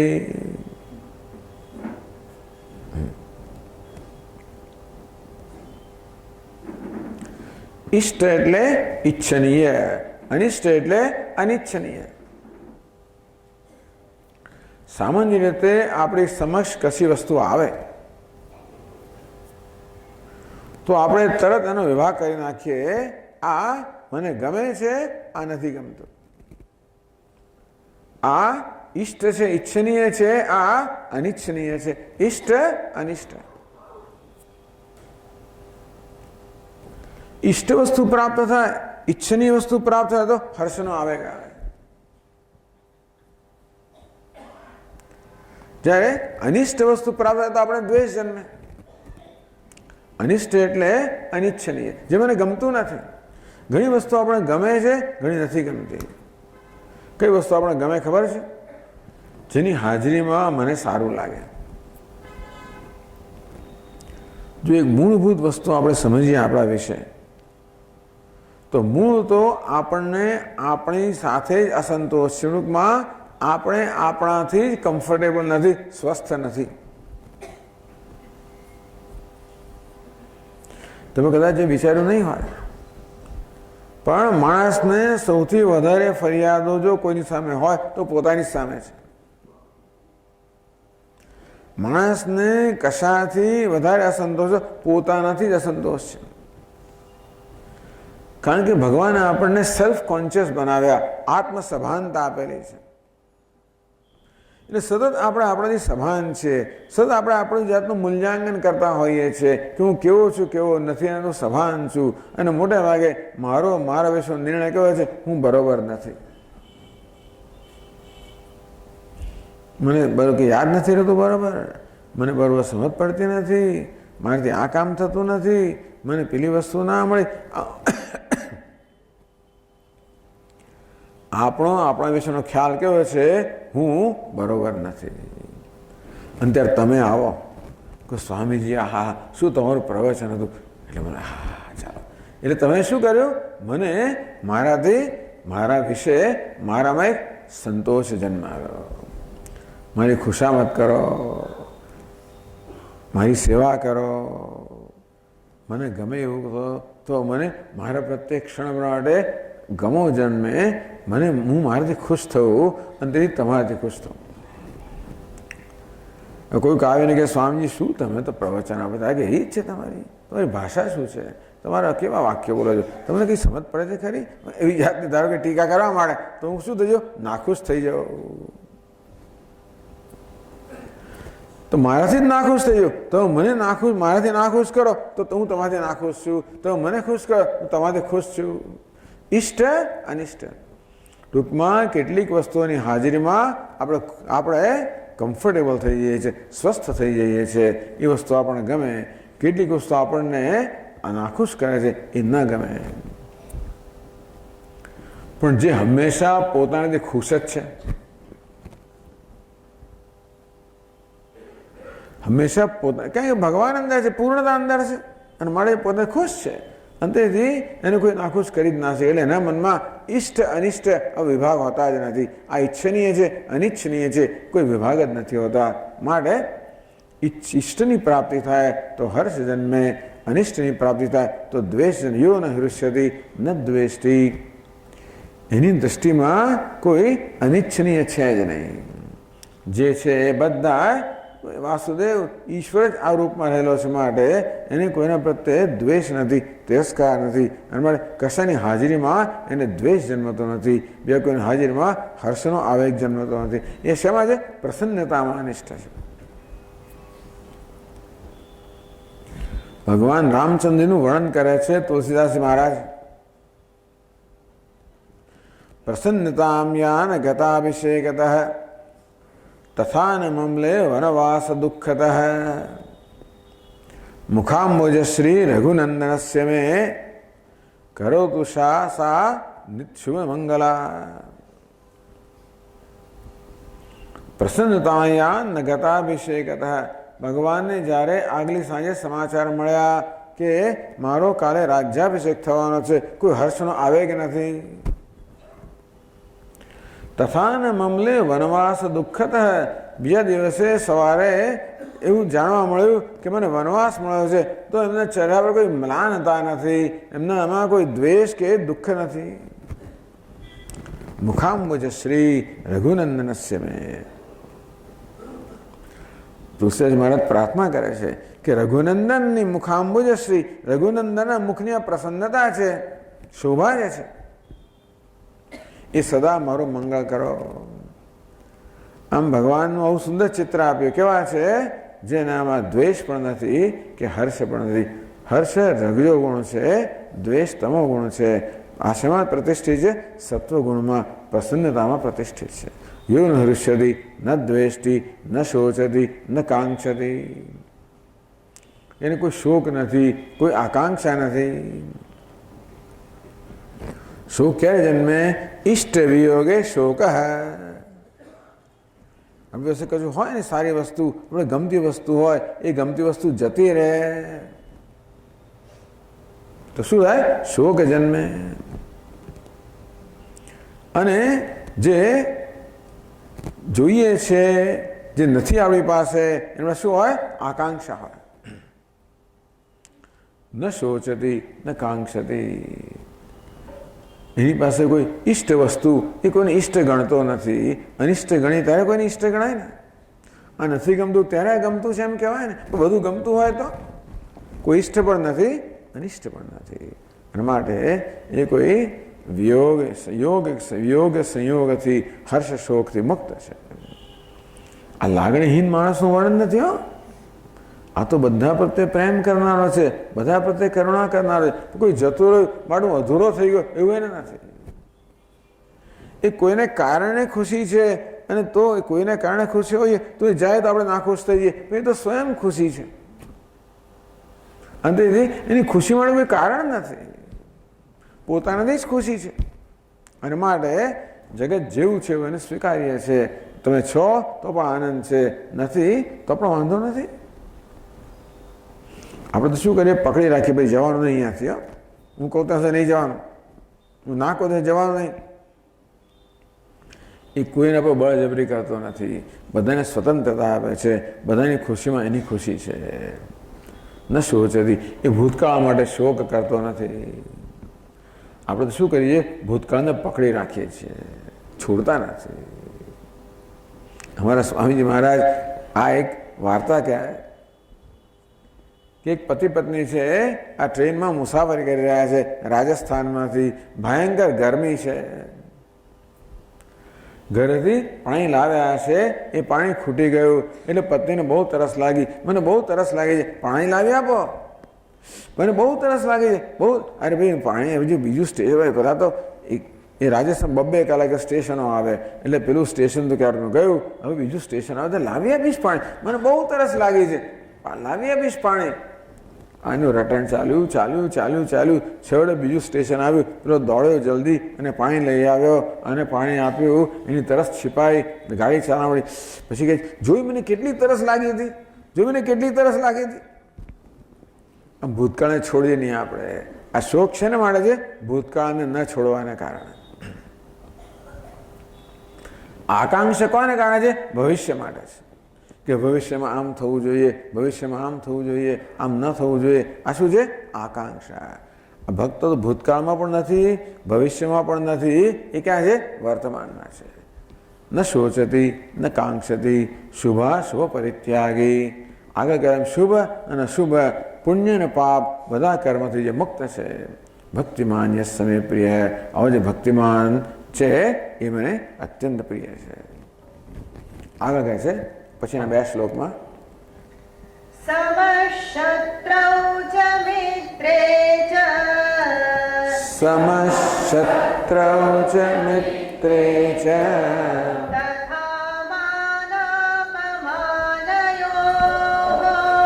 તથા માનાપ, શીતોષ્ણ સુખ દુઃખેષુ,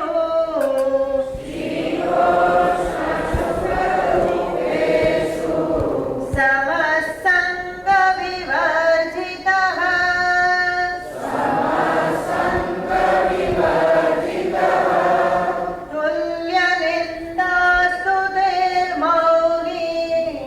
તુલ્ય નિંદાસ્તુ તેર્મૌની,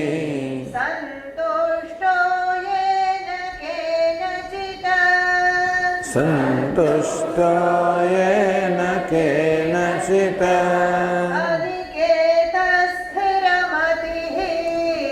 અનિકેત સ્થિરમતિઃ, ભક્તિમાન ભક્તિમાન મે પ્રિય નર સમહ. બસ આ એક ભક્તનું લક્ષણ છે સમહ. બધા પ્રત્યે સમાન છે. જો વસ્તુ એવી છે ને કે દુનિયામાં કોઈ વસ્તુઓ સમાન નથી. બધી વસ્તુઓ, બધા વ્યક્તિઓ, જગતના બધા પદાર્થો એકબીજા કરતા જુદા જુદા છે, અસમાન છે.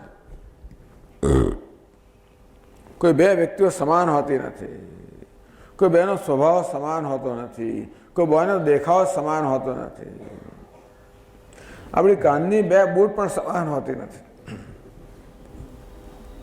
તમને ખબર છે કે આપણો ડાબો ભાગ અને જમણો ભાગ એ ઘણીવાર સમાન હોતો નથી. એ તો હું પેલા ચશ્માવાળાની દુકાને ગયો, એને ચશ્મા બનાવીને આપ્યા, મેં ચશ્મા પહેર્યા તો એક જગ્યાએ એમ ગોઠવાય, બીજી જગ્યાએ ઊંચા રહે. હું કહું આવું કેવા ચશ્મા બનાવે? કે સ્વામી ચશ્મા તો બરાબર છે, તમારા કાન બરાબર નથી, એક ઊંચો નીચો છે.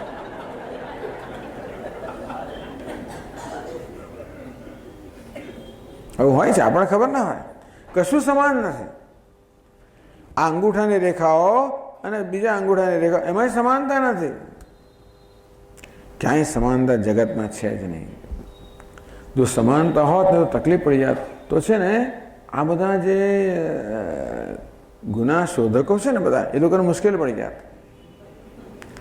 આ તો એક અંગૂઠાને છાપ આપી, દુનિયામાં બીજા કોઈને આવી છાપ નથી, ત્યારે જ મને પકડે ને. બીજા આવી છાપ હોય તો પછી શંકાનો લાભ આપવો પડે ને. એ લોકો પાસે કેટલા વર્ષોના એમના કમ્પ્યુટરમાં કેટલા બધા વર્ષોની લાખો લોકોની છાપો છે. એનો અર્થ શું થયો કે કોઈની આવી છાપ નથી જેવી મારી છે. હતી નહીં ને હશે પણ નહીં. ખરું કે નહીં? ભૂતકાળમાં કોઈની આવી અંગૂઠાની છાપ હતી નહીં, અત્યારે છે નહીં અને ભવિષ્યમાં હશે નહીં. ખરું કે નહીં? ભગવાન કેવી રચના કરે છે, એની સૃષ્ટિમાં કેટલી વિવિધતા છે ને. કોઈ વસ્તુ રિપીટ ના થાય, એની એ ના થાય. બધી અસમાનતા છે. ભક્ત કેવો છે? સમહ. બધી અસમાનતામાં સમાનના દર્શન કરનાર છે. ચલો આજે આપણે એનો ઉપયોગ કરીએ કે જો ભાઈ આ બંગડી છે, આ બુટ્ટી છે, બે વસ્તુ છે. આ વીંટી છે. અસમાન છે ને. બંગડી બંગડી છે તો હાથમાં પહેરવાની હોય, બુટ્ટી કાનમાં પહેરવાની હોય, વીંટી આંગળી પર પહેરવાની હોય. એમના રૂપ જુદા છે, નામ જુદા છે, ઉપયોગ જુદા છે. એ કહેવાય છે અસમાન છે. છતાં પણ એનો સમાનતા ખરી? કઈ સમાનતા છે? બધા સુવર્ણના બનેલા છે, એ સમાનતા છે. તેમ આપણે બધા અસમાન છીએ. આપણામાં બહારના સ્તર પર કોઈ સમાનતા નથી, છતાં પણ આપણે એક દ્રષ્ટિએ સમાન શું છે? બધામાં એક જ નારાયણ સર્વનો આત્મા છે. સમમ સર્વેષુ ભૂતેષુ તિષ્ઠંતમ પરમેશ્વરમ. બધા જ ભૂતોમાં, બધા જ પ્રાણીઓમાં, બધામાં એક સમાન રીતે ભગવાન કે પરમેશ્વર રહેલો છે. એના જે દર્શન કરે એ વિવિધતામાં એકતાના દર્શન કરે છે, આ સમાનમાં સમાનતાના દર્શન કરે છે. સમહ. બસ આ તમે જોયું એટલે પછી બાકી કશું રહ્યું જ નહીં. પછી જે વાત કરો, શત્રુ છે, મિત્રે છે, એ તો શત્રુ પ્રત્યે અને મિત્ર પ્રત્યે સમાન છે. એવું ક્યારે બને? એની દ્રષ્ટિમાં કોઈ શત્રુ પણ નથી, મિત્ર પણ નથી. ત્યારે કોણ છે? નારાયણ છે. એની દ્રષ્ટિમાં તો આ શત્રુના વેશમાં પણ નારાયણ છે અને મિત્રના વેશમાં પણ નારાયણ છે. મારે બંને પ્રત્યે કેવો છે? સમાન છે. સમશત્રુ છે, મિત્રે છે. એટલે ભજ ગોવિંદમાં શંકરાચાર્ય મહારાજ કે શત્રુ મિત્રે પુત્રે બંધો મા કરું યત્નમ વિગ્રહ સંધવ. આ શત્રુમાં, મિત્રમાં, પુત્રમાં, બંધુમાં કોઈની સાથે સલહ કરવી, કોઈની સાથે વિગ્રહ કરવો, દ્વેષ કરવો, છોડા બધું. સર્વસ્મિન વિપશ્યાત્માનમ સર્વત્રોત્સ ભેદા જ્ઞાનમ. બધી જે પરમાત્મા છે એના દર્શન કર. આ તો બધા વેશ છે. વિવિધતા ક્યાં છે? વેશમાં છે. પરંતુ આ બધા વિવિધ વેશ ધારણ કરનાર કોણ છે? એક વાસુદેવ છે, એક નારાયણ છે.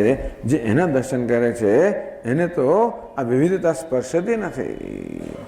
શત્રુ હોય કે મિત્ર હોય, એ કોના ધર્મ છે? એ તો વેશના ધર્મ છે. વેશ ધારણ કરનાર કેવો છે? એક સમાન જ છે, એ મારો આત્મા જ છે. તથા માન અપમાન યો સમઃ. કોઈનું સન્માન કરે, કોઈનું અપમાન કરે, બંનેમાં એ સ્વસ્થ છે.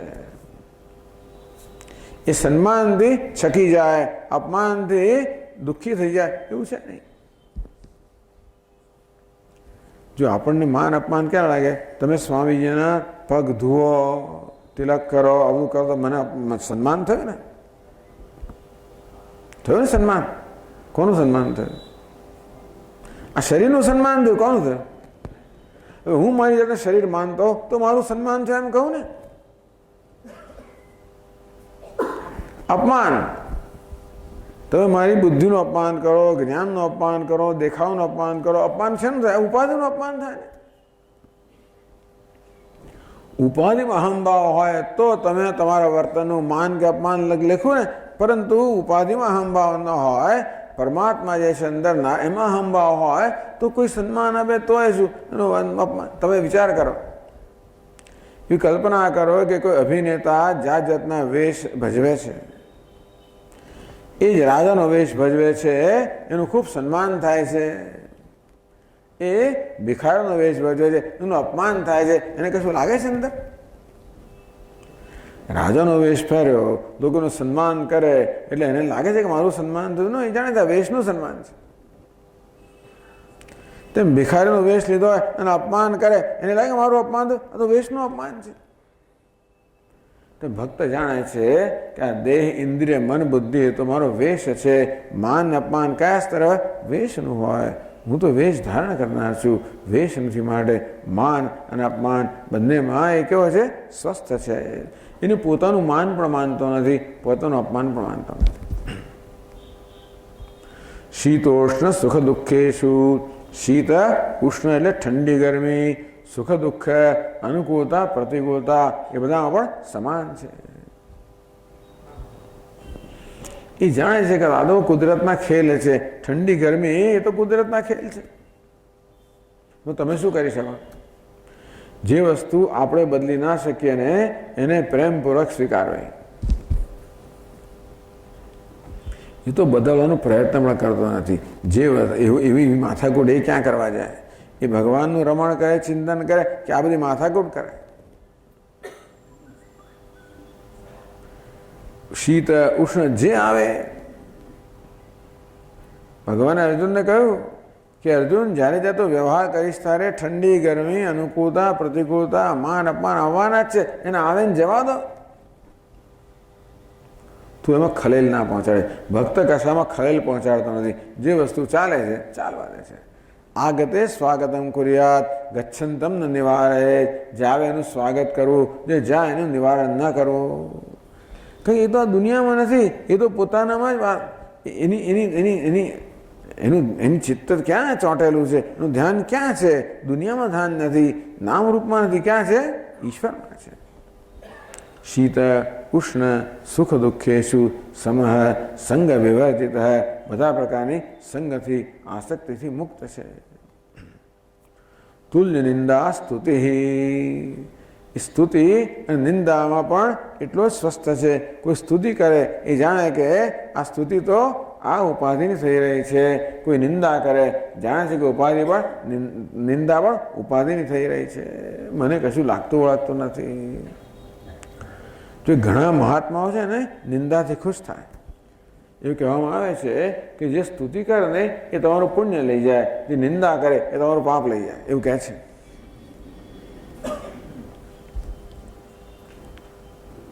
એટલે એકનાથ મહારાજ તો કે મારા નિંદકો છે ને એને તો હું એનો બહુ આદર કરું છું, કારણ કે એ તો મને શુદ્ધ કરનારા છે ને. નિંદા કરે મારું પાપ દૂર કરનારા છે. અને બીજું શું છે કે જો હું એમની ખુશીનું કારણ બનું છે ને, મારી નિંદા કરવા દ્વારા એ તો ખુશી થાય છે ને. કોઈને ખુશ કરવા સહેલું નથી. આપણે કેટલો પ્રયત્ન કરવો, મારા પ્રયત્ન વગર એટલો ખુશ થાય છે. કેવું સરસ!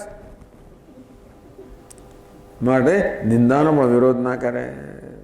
તુલ્ય નિંદા સ્તુતિ, સ્તુતિ થાય તો ભગવાનને અર્પણ કરી દે કે આ બધું ભગવાન આ તો તારું છે, મારું કશું નથી. મૌની, મૌન રાખનારો, મૌન રાખનારો છે એટલે કે ન તો વૃથા વાક્યમ સમુચ્ચારિતા, કોઈ વૃથા વાક્ય બોલતો નથી. મૌની એટલે ઘણા મૌની પણ હોય, પણ મૌની અર્થ શું છે?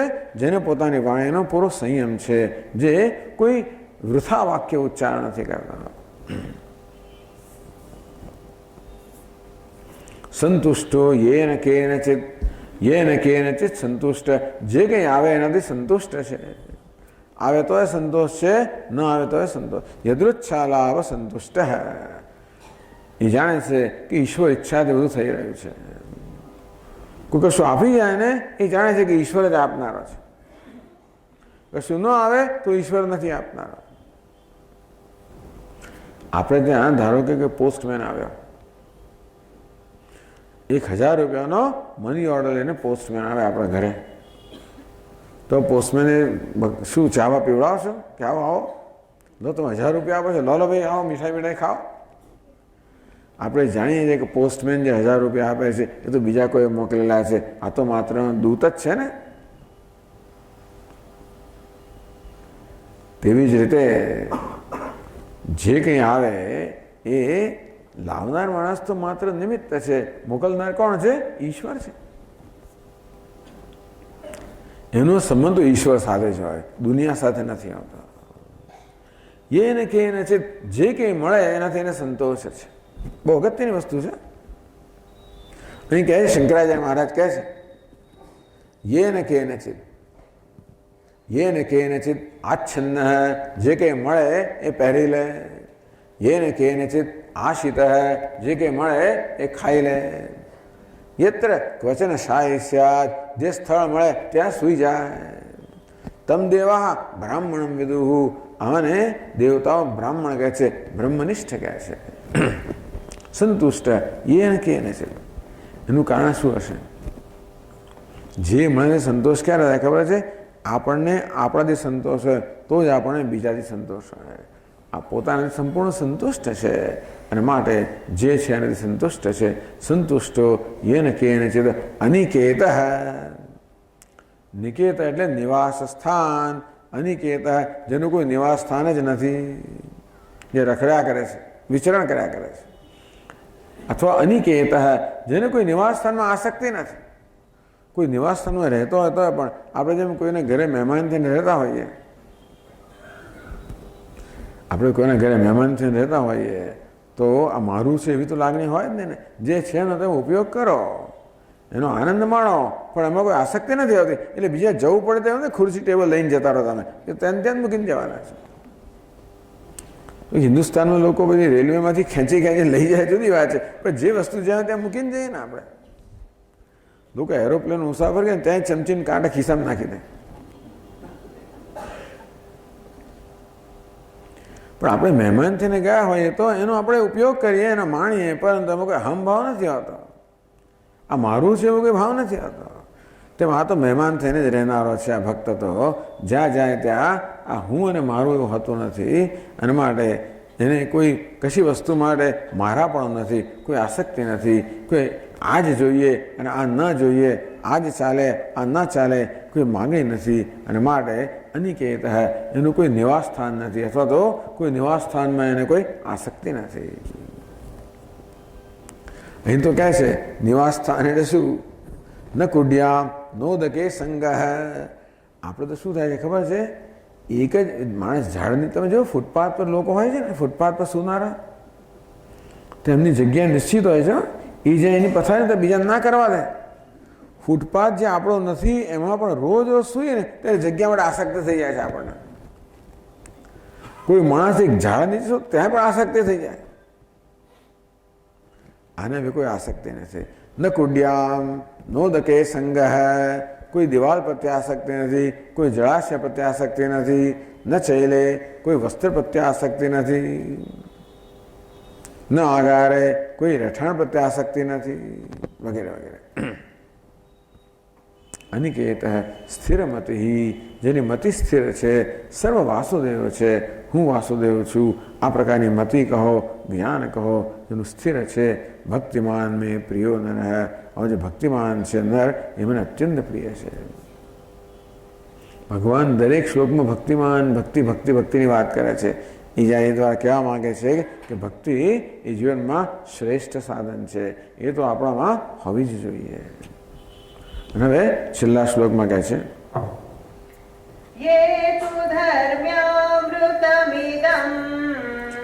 યે તુ ધર્મ્યામૃતમિદં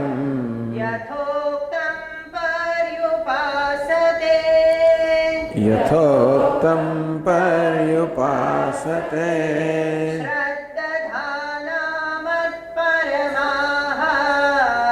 શ્રદ્ધાનામત્પરમાઃ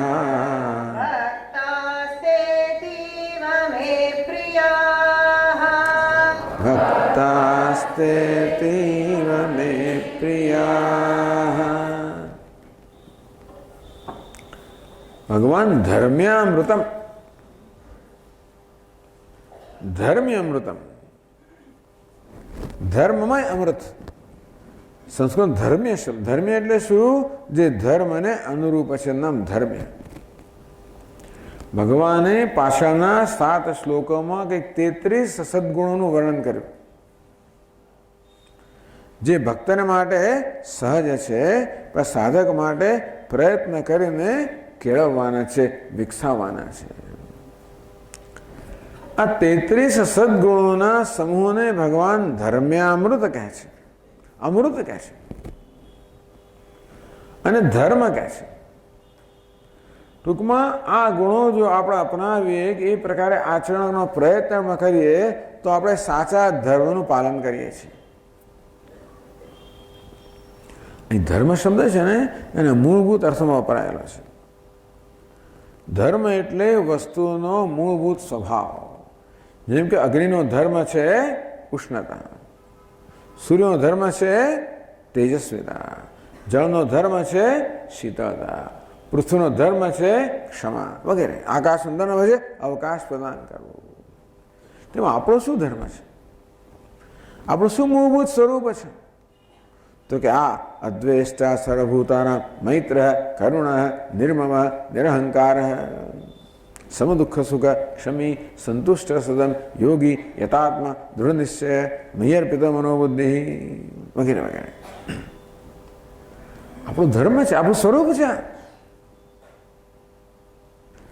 અંતેથી આપણે જ્યારે આપણું વર્તન કરીએ, આચરણ કરીએ ત્યારે કઈ વસ્તુને ધ્યાનમાં રાખીને આચરણ કરવું છે? આપણે આપણા પોતાના સ્વભાવને અનુરૂપ વર્તન કરવું જોઈએ. એવું છે ને કે મનુષ્ય સિવાયના બીજા બધા પ્રાણીઓ છે ને એ તો પોતાના સ્વભાવ પ્રમાણે વર્તન કરતા. કૂતરું હંમેશા કૂતરા પ્રમાણે જ વર્તે, અને બિલાડી બિલાડીની જેમ વર્તે, ગધેડું ગધાડા જેમ વર્તે, સાપ સાપની જેમ વર્તે, વીંછી વીંછીની જેમ વર્તે.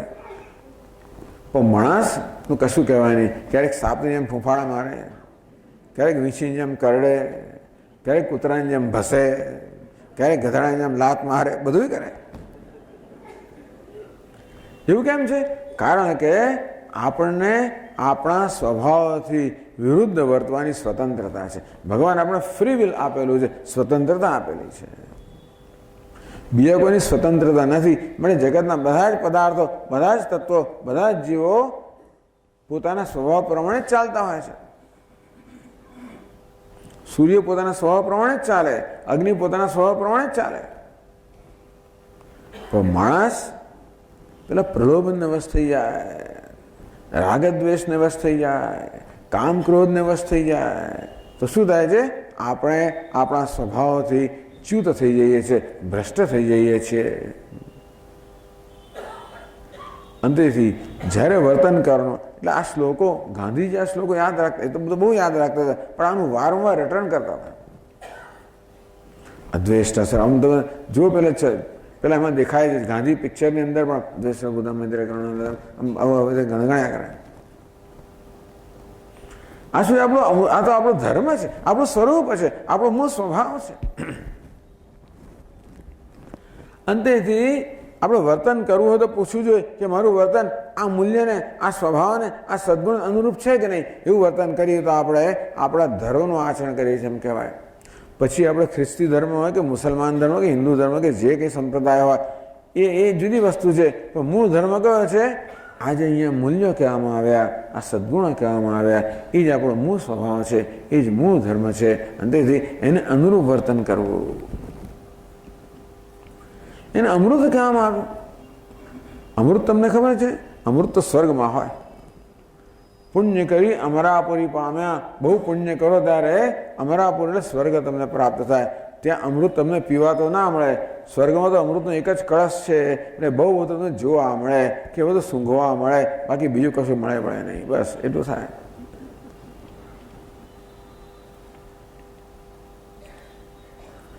એ અમૃત ક્યાં સુધી હોય?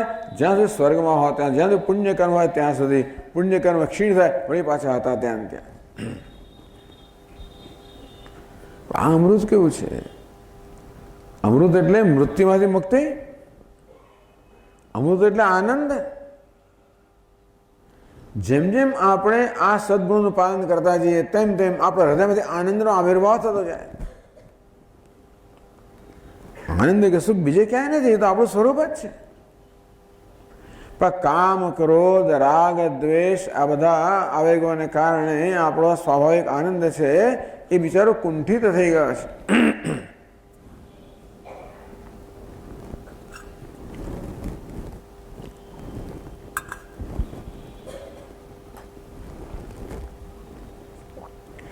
જેમ જેમ આપણે આ ધર્મનું પાલન કરતા જઈએ તેમ તેમ આપણો સ્વાભાવિક આનંદ છે એ વ્યક્ત થતો જાય અને છેવટે આપણે આનંદમાં પ્રતિષ્ઠિત થઈએ. આ અમૃત આનંદ કેવો છે? જે ક્યારેય જનારો નથી, આવ્યા પછી જાય નહીં. કેવો છે? પરમનન્ટ છે, નિત્ય છે. ધર્મ્યામૃતમ. ટૂંકમાં આ બધા મૂલ્યો ભગવાન આપ્યા બહુ મૂલ્યવાન છે. કદાચ એનું પાલન કરતી વખતે કંઈ ગુમાવવું પડે તો એના માટે તૈયારી હોવી જોઈએ. કારણ કે જે ગુમાવવાનું છે એ તો બધી નકામી જ વસ્તુઓ છે. જે પ્રાપ્ત કરવાનું છે એ જ ઉત્તમ છે, એ જ પ્રાપ્ત કરવા યોગ્ય છે. ઈદુ ધર્મ્યામૃતમ યથોક્તમ ઇદમ યથોક્તમ.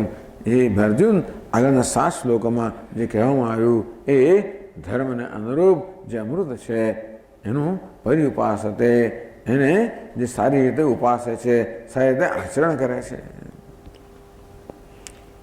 આ તો આ કયો છે? આ સાધક ભક્ત છે ભાઈ. આગળના 7 શ્લોકમાં કોનું વર્ણન કરવામાં આવ્યું? જે પહોંચી ગયો છે એનું વર્ણન કરવામાં આવ્યું. ત્યાં તો આપણે નથી. આ કોનું? આ તો આપણું વર્ણન છે. જે આ પહોંચવા માંગે છે, જે હવે થવા માંગે છે. શ્રદ્ધાધારા, જેમનામાં શ્રદ્ધા છે કે આ જ મારો ધર્મ છે, આ જ ખરેખર જીવનમાં આચરણ કરવા યોગ્ય છે, અને શ્રદ્ધા છે કે એનાથી મારી ઉન્નતિ થવાની જ છે, મારી આંતરિક ઉન્નતિ, આધ્યાત્મિક ઉન્નતિ થવાની જ છે. ટૂંકમાં આ બધા મૂલ્યો મને ઘડવા માટે છે અને તેથી એને કારણે મારે સહન કરવું પડે તો સહન કરવા તૈયાર છું. જો જીવનમાં મૂલ્યનું પાલન કરવું હોય તો સહન કરવું પડે. એમને નથી થતું. સાચું બોલવું હોય તો ઘણું સહન કરવું પડે. પ્રામાણિક રહેવું તો સહન કરવું પડે. અને આવે એટલે આપણે છોડી દઈએ. આમ તો આપણે પ્રામાણિક ખરા, પછી પ્રલોભન આવે ત્યારે પ્રામાણિકતાની કસોટી થાય. એકવાર અમેરિકાથી આવે અને 2 મોટી મોટી સૂટકેસો લઈને મુંબઈ ઉતર્યા એરપોર્ટ પર. તો એક લાલ ગ્રીન ચેનલ ને એક રેડ ચેનલ, 2 ચેનલ હોય છે, એક લાલ ને એક લીલી. જે લોકો પોતાની પાસે એવો કંઈ સામાન લઈ આવ્યા હોય જેના પર ડ્યુટી લાગતી હોય એમણે લાલ ચેનલમાંથી જવું. એટલે પેલા તમારો સામાન ખોલી નક્કી કરે કેટલી ડ્યુટી આપવાની. જેને એવું કંઈ જાહેર ન કરો એ લીલી ચેનલને પસાર થઈ જાય. તો હું તો લાલ ચેનલમાં ઊભો રહ્યો. એટલે કસ્ટમ્સ આવે મારી સાહેબ કે સ્વામી તમે કેમ અહીં ઊભા છો? હું કહું ભાઈ આ કસ્ટમ્સ? ના ના તમે જતા રહો આમાંથી. ના ના હું તો એમાં રહ્યો. પેલા ખોલ્યો મારો સામાન એટલે મને પ્રલોભન થઈ તો ગયું કે પેલા આમ જતો રહો તમારી કસ્ટમ્સ ડ્યુટી બચી જશે. મને ખબર છે અંદર કોઈ પૂછે સ્વામી તમારી પાસે આટલું વજન શેનું છે? મને ખબર છે અંદર શું છે. હું તો મારા પુસ્તકો છે એવું કહી દઉં. અંદર જાતા ટેપ રેકોર્ડર, જાત જાતની વસ્તુ હોય. એટલે આવું પ્રલોભન જ્યારે આવે ત્યારે મનમાં સંઘર્ષ જન્મે કે ગ્રીન ચેનલ પસાર થવું કે રેડમાંથી પસાર થવું. અંદરનો બધો લોભી ખરો ને એ મને કહે કે સ્વામી જતો રહે અહીંયાથી, નહીં તો 50,000 ડ્યુટી આપવી પડશે અને તને કોઈ એને માટે ઇનામ આપવાનું નથી. લોકો ઉલટો તને મૂર્ખ કહે છે. અત્યારે સ્માર્ટ કોને કહેવાય? જે ડ્યુટી આપ્યા વગર આવે ને એને સ્માર્ટ કહેવાય, ડ્યુટી આપનારને મૂર્ખ કહેવાય.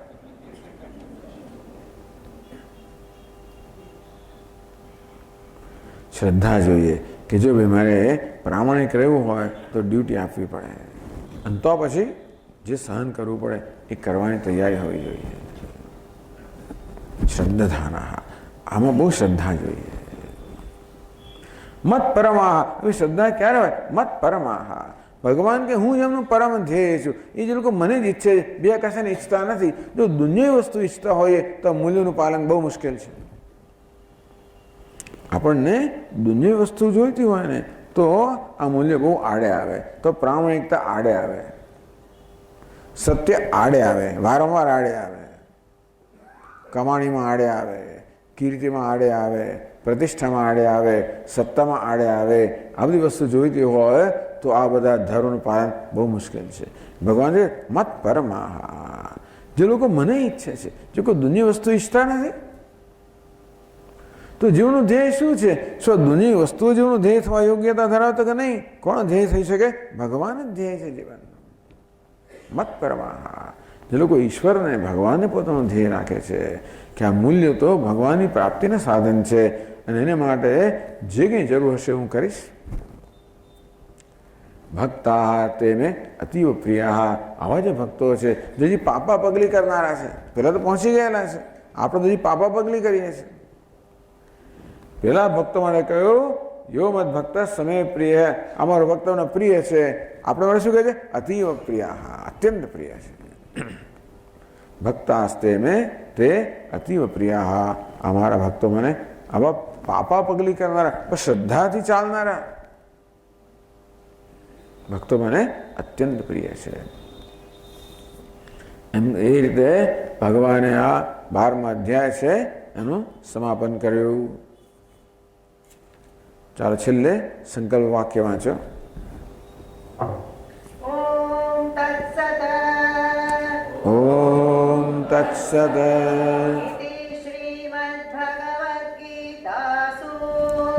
ઇતિ શ્રીમદ્ભગવદ્ગીતાસુ ઉપનિષત્સુ બ્રહ્મવિદ્યાયાં યોગશાસ્ત્રે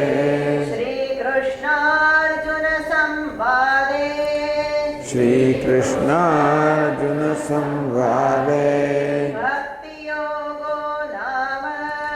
ભક્તિ યોગો નામ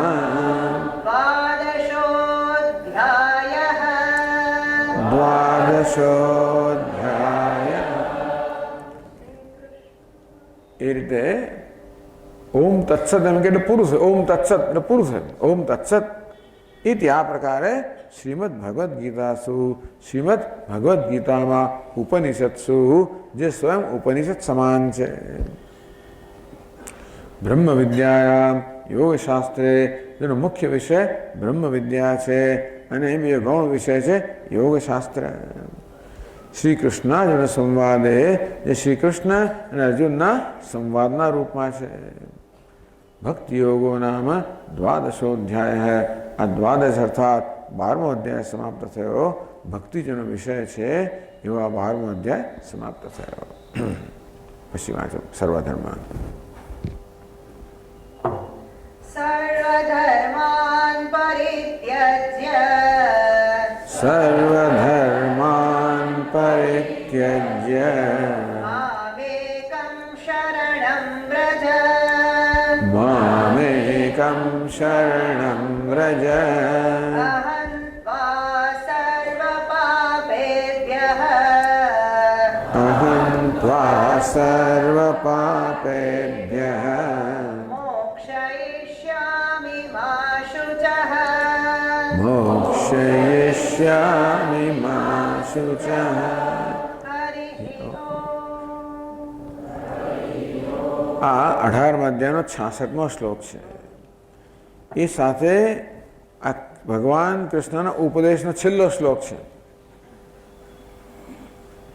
એટલે બીજા અધ્યાયના 11મા શ્લોકથી ભગવાનનો ઉપદેશનો પ્રારંભ થાય છે અને 18મા અધ્યાયના 66 શ્લોકમાં ભગવાનનો ઉપદેશનો ઉપસંહાર થાય છે. એટલે આપણે આ શ્લોક બોલીએ છીએ એટલે આખી ગીતા બોલી ગયા એમ કહેવાય. ઉપસંહારનો શ્લોક. ઓમ તત્સત.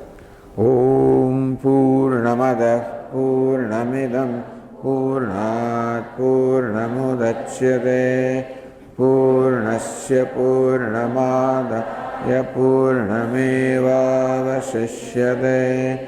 ઓમ શાંતિ શાંતિ શાંતિ.